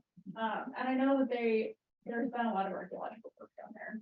I just can't remember what the year, how many years ago it was. If I remember this correctly, when Jeff, you'll remember when the lake was right up to 86. They were Yeah. 1986. If I'm not mistaken, some people said they ought to bust through that correct. Yeah. area to let it drain. Yeah. So I mean, our Harney Lake is barely in the Great Basin. And had that occurred, wouldn't be in the Great Basin. Right. Or Malheur Lake, I mean. Right. I remember that there's talk. That, yeah. I probably could have done a better job in biology when I was a kid. So can you remind me what a riparian zone is? Montane and forbs. So riparian is technically just the area, so you can mean a lot of different things by riparian. It's just the zone they're like really technical legal definitions of what a riparian area is, but it's basically that zone of plant life that is influenced by hydrology of the river or creek. So it's the plants that are growing along that. And often, like if you're hiking in the mountains, you'll see, like I think about in the Climate Siskiyou mountain range where I grew up. That's where you find the like big leaf maple, ash trees, things that are water loving are growing basically in that zone where they can tap into the moisture that's associated with the river. So out here, you can have riparian areas that are just grass. The woody riparian habitat, so like willows, currants, aspen, cottonwood, all those things that really love water, those are highly associated with, especially birds. So when we talk about beavers in the riparian zone, what beavers do is that they expand and engage the floodplain. So the riparian zone brings up the water. Yeah, they water actually raise table. the water level. Yeah, right. And so Which creates natural fire breaks. Yeah. Yes, it does. like without beaver, that area that's being influenced by a creek or river is much narrower. When you have the beaver there, even if the channel isn't wider, the water underground is also being brought up. So you have this much larger area being influenced by it. Can we tamper with that? Is there mitigation going on if you introduce beaver, or does that get too complicated? No. I just think nobody's figured out a way to be successful. I mean, You gotta bring in the whole colony. Successful if you technically have to build like so there are ways that people encourage beaver to move into areas by like putting these big posts in water. Beaver dam analogs. Yeah, they don't like completely weave it, so it's like not actually blocking water all the way, and the beavers see that theoretically, they're like, oh, I can finish this off. Like, I know you can build it, but They did artificial beaver dams up in facilities. yeah, but I was thinking like, if you want to attract beaver, there are ways that they're like not quite beaver dam analogs that people are using to try to draw beavers into an area so they can finish building the dam you started basically. But again, if it's true that releasing one beaver to a creek makes them really susceptible to being eaten by something, then I mean, you potentially have to release like a unit, like a unit of beavers into the creek. I just with wondered if it a was safe feasible to area. have some nonprofit group do all that, or are there too many mitigating or unknown side effects to do that? There's a lot of people doing a lot of work around both beaver dam analogs, which are not associated actually with beaver. They're just mimicking beaver, and then these other ways that people are using to attract beaver by kind of starting that process of building. Every time I drive up the ranch from River Road, I think about that. That's another area I don't want to get involved with. Well, I think there's also kind of a predator imbalance here too. That may be part of the problem because of the fact that we have, shall we say, an abundance of puma that have grown up in this state since the early 70s when they put some limits on puma hunting. And that could be some sort of contributing factor. I don't know. Steens Mountain really isn't known for a wolf population, and I rather doubt that if there are wolves on Steens Mountain, my guess is they're transients. So I don't know that, and we got plenty of coyotes down in French Glen. I'm not sure what the coyote, you might know it. What's the coyote population up around Little Ranch? Oh, I don't think I've ever even seen. Yeah, so they might be out around Lazarica Road or something like that, but I don't know if they're, do you know, Jeff? No, I'm just enjoying the conversation. Well, you guys, this is really an interesting conversation, and it's an interesting process. And so if you think about some of the things we've talked about today, and we talk about these things all the time, and we talk about things, but what's the limiting factor? how much money do you want to spend on putting beaver into a system? Well, Well, that's not know what's, is it a food limitation? Is it is it a hydrology situation? Is there something else that's impacting Yeah, I'm the just, system? And I'm not saying that you don't take any action, but What's I the mean, these are negative some of the side factors that we have to consider. Yeah. When we talk about putting things, and not to mention, that if the where that discussion with Terry wasn't around, so we're gonna dynamite. so I think, I think it's a really good, it's really interesting, and I'm listening, and maybe Matt's taking notes if he's still, yeah, there he is. He's there, because I just can't go find a beaver and start throwing it around, because that's not my responsibility.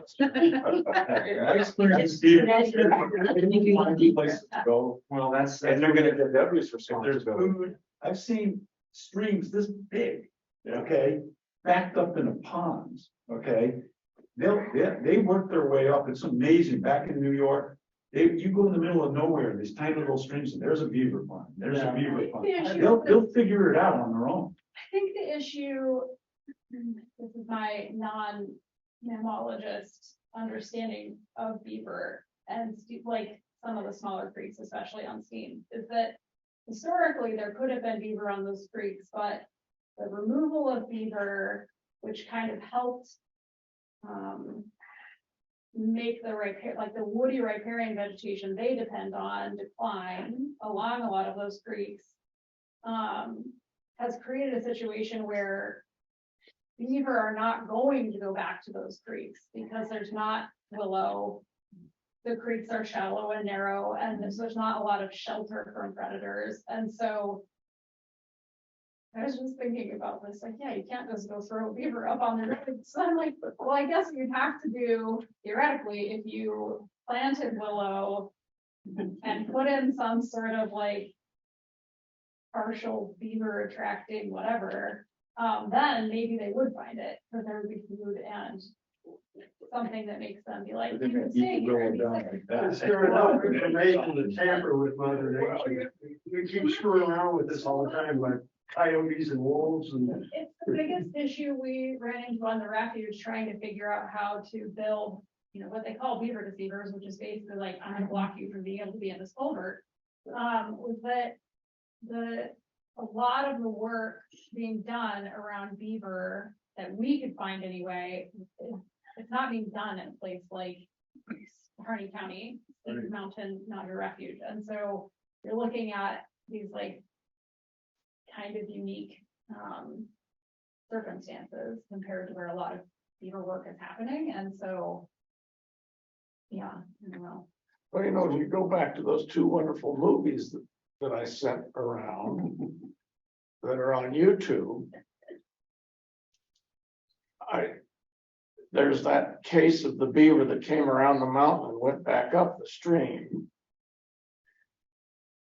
But and I watched one of them in preparation for today's meeting. I just watched it last night again to refresh my recollection of it. And the old timer rancher was talking about how degraded his ranch had been in what would have been a riparian area, but it was just nothing but cobbles. And there's this spindly little willow there that he referred to. And then you go back, and it was over a course of 25 years or something like that. But by the way they rest and rotated the grazing of the cattle. The whole place was 25 or 30 years later not even 25, but sometime later, lush with willows. And so I think that talking about cost effectiveness is that sometimes nature does a pretty good job of repairing itself If you leave it alone. if you leave it alone. But you can still graze cattle on it if you do the proper rest and rotation, which makes sense. And that brings me to another riparian issue here, which is the riparian exclusion of cattle, except for where you want them to drink. And in those two, and now I'm just using these two movies as gospel because that's kind of what I know, is they didn't have exclusion areas. The cattle grazed up and down the stream. It was just the rest. But they didn't do it in a freewheeling manner. No. They did exclude them when it got to a certain point. Well, I mean, they took them, they got them off Yeah. at the right time. I'm saying there wasn't a fence line along the riparian area, and the cattle all gathered at one point to drink. And I think that, maybe it depends on the kind of cow you have, but there are some breeds of cattle that will sit in one place and you can't get them off, and they're going to make a bloody mess out of where they drink. But if you don't have them excluded for the riparian area, they're going to be out grazing more broadly because they can go out into the desert and graze and then come back down to the water and drink and then go back out into the desert and graze. And they don't have to come to an artificial water hole that becomes a mud desert, you might say, because there are 150 cows down there drinking, and they get lazy. And so, when we're thinking about, and I'm kind of thinking about this just out loud in terms of the whole Bridge Creek thing, because we have an exclusion topic in there, that this is something that we ought to kind of think about, is that if you have the cattle dispersed properly, managed properly as part of your permit, they can graze more broadly and actually help with the redevelopment of the riparian zone by proper rotation. There's no amount of grazing that's going to help a riparian zone. I'm sorry. Yeah. Well, no, I mean, not the grazing itself isn't, but the cattle use of the So water. I think it all depends, right? It depends on what you're looking for, it depends on how you do it. There have been lots of situations where we've used livestock to meet a management objective in riparian areas. Wayne Elmore was a riparian scientist out of Prineville. He was actually created the stream team for the BLM, who did a lot of really good work with management of livestock in riparian areas. So it depends. What's the goal? What do you want to do in there? What can you control? The hardest areas to manage in a desert system are the wet areas. Yeah, because everybody wants to be there. Everybody wants to be there. Right? Everybody wants to be in those. So you have to pay close attention to them. And if you don't, you don't. I would suggest too that we have to understand what our frame of reference is. So our frame of reference of what a riparian zone looks like is what we see today.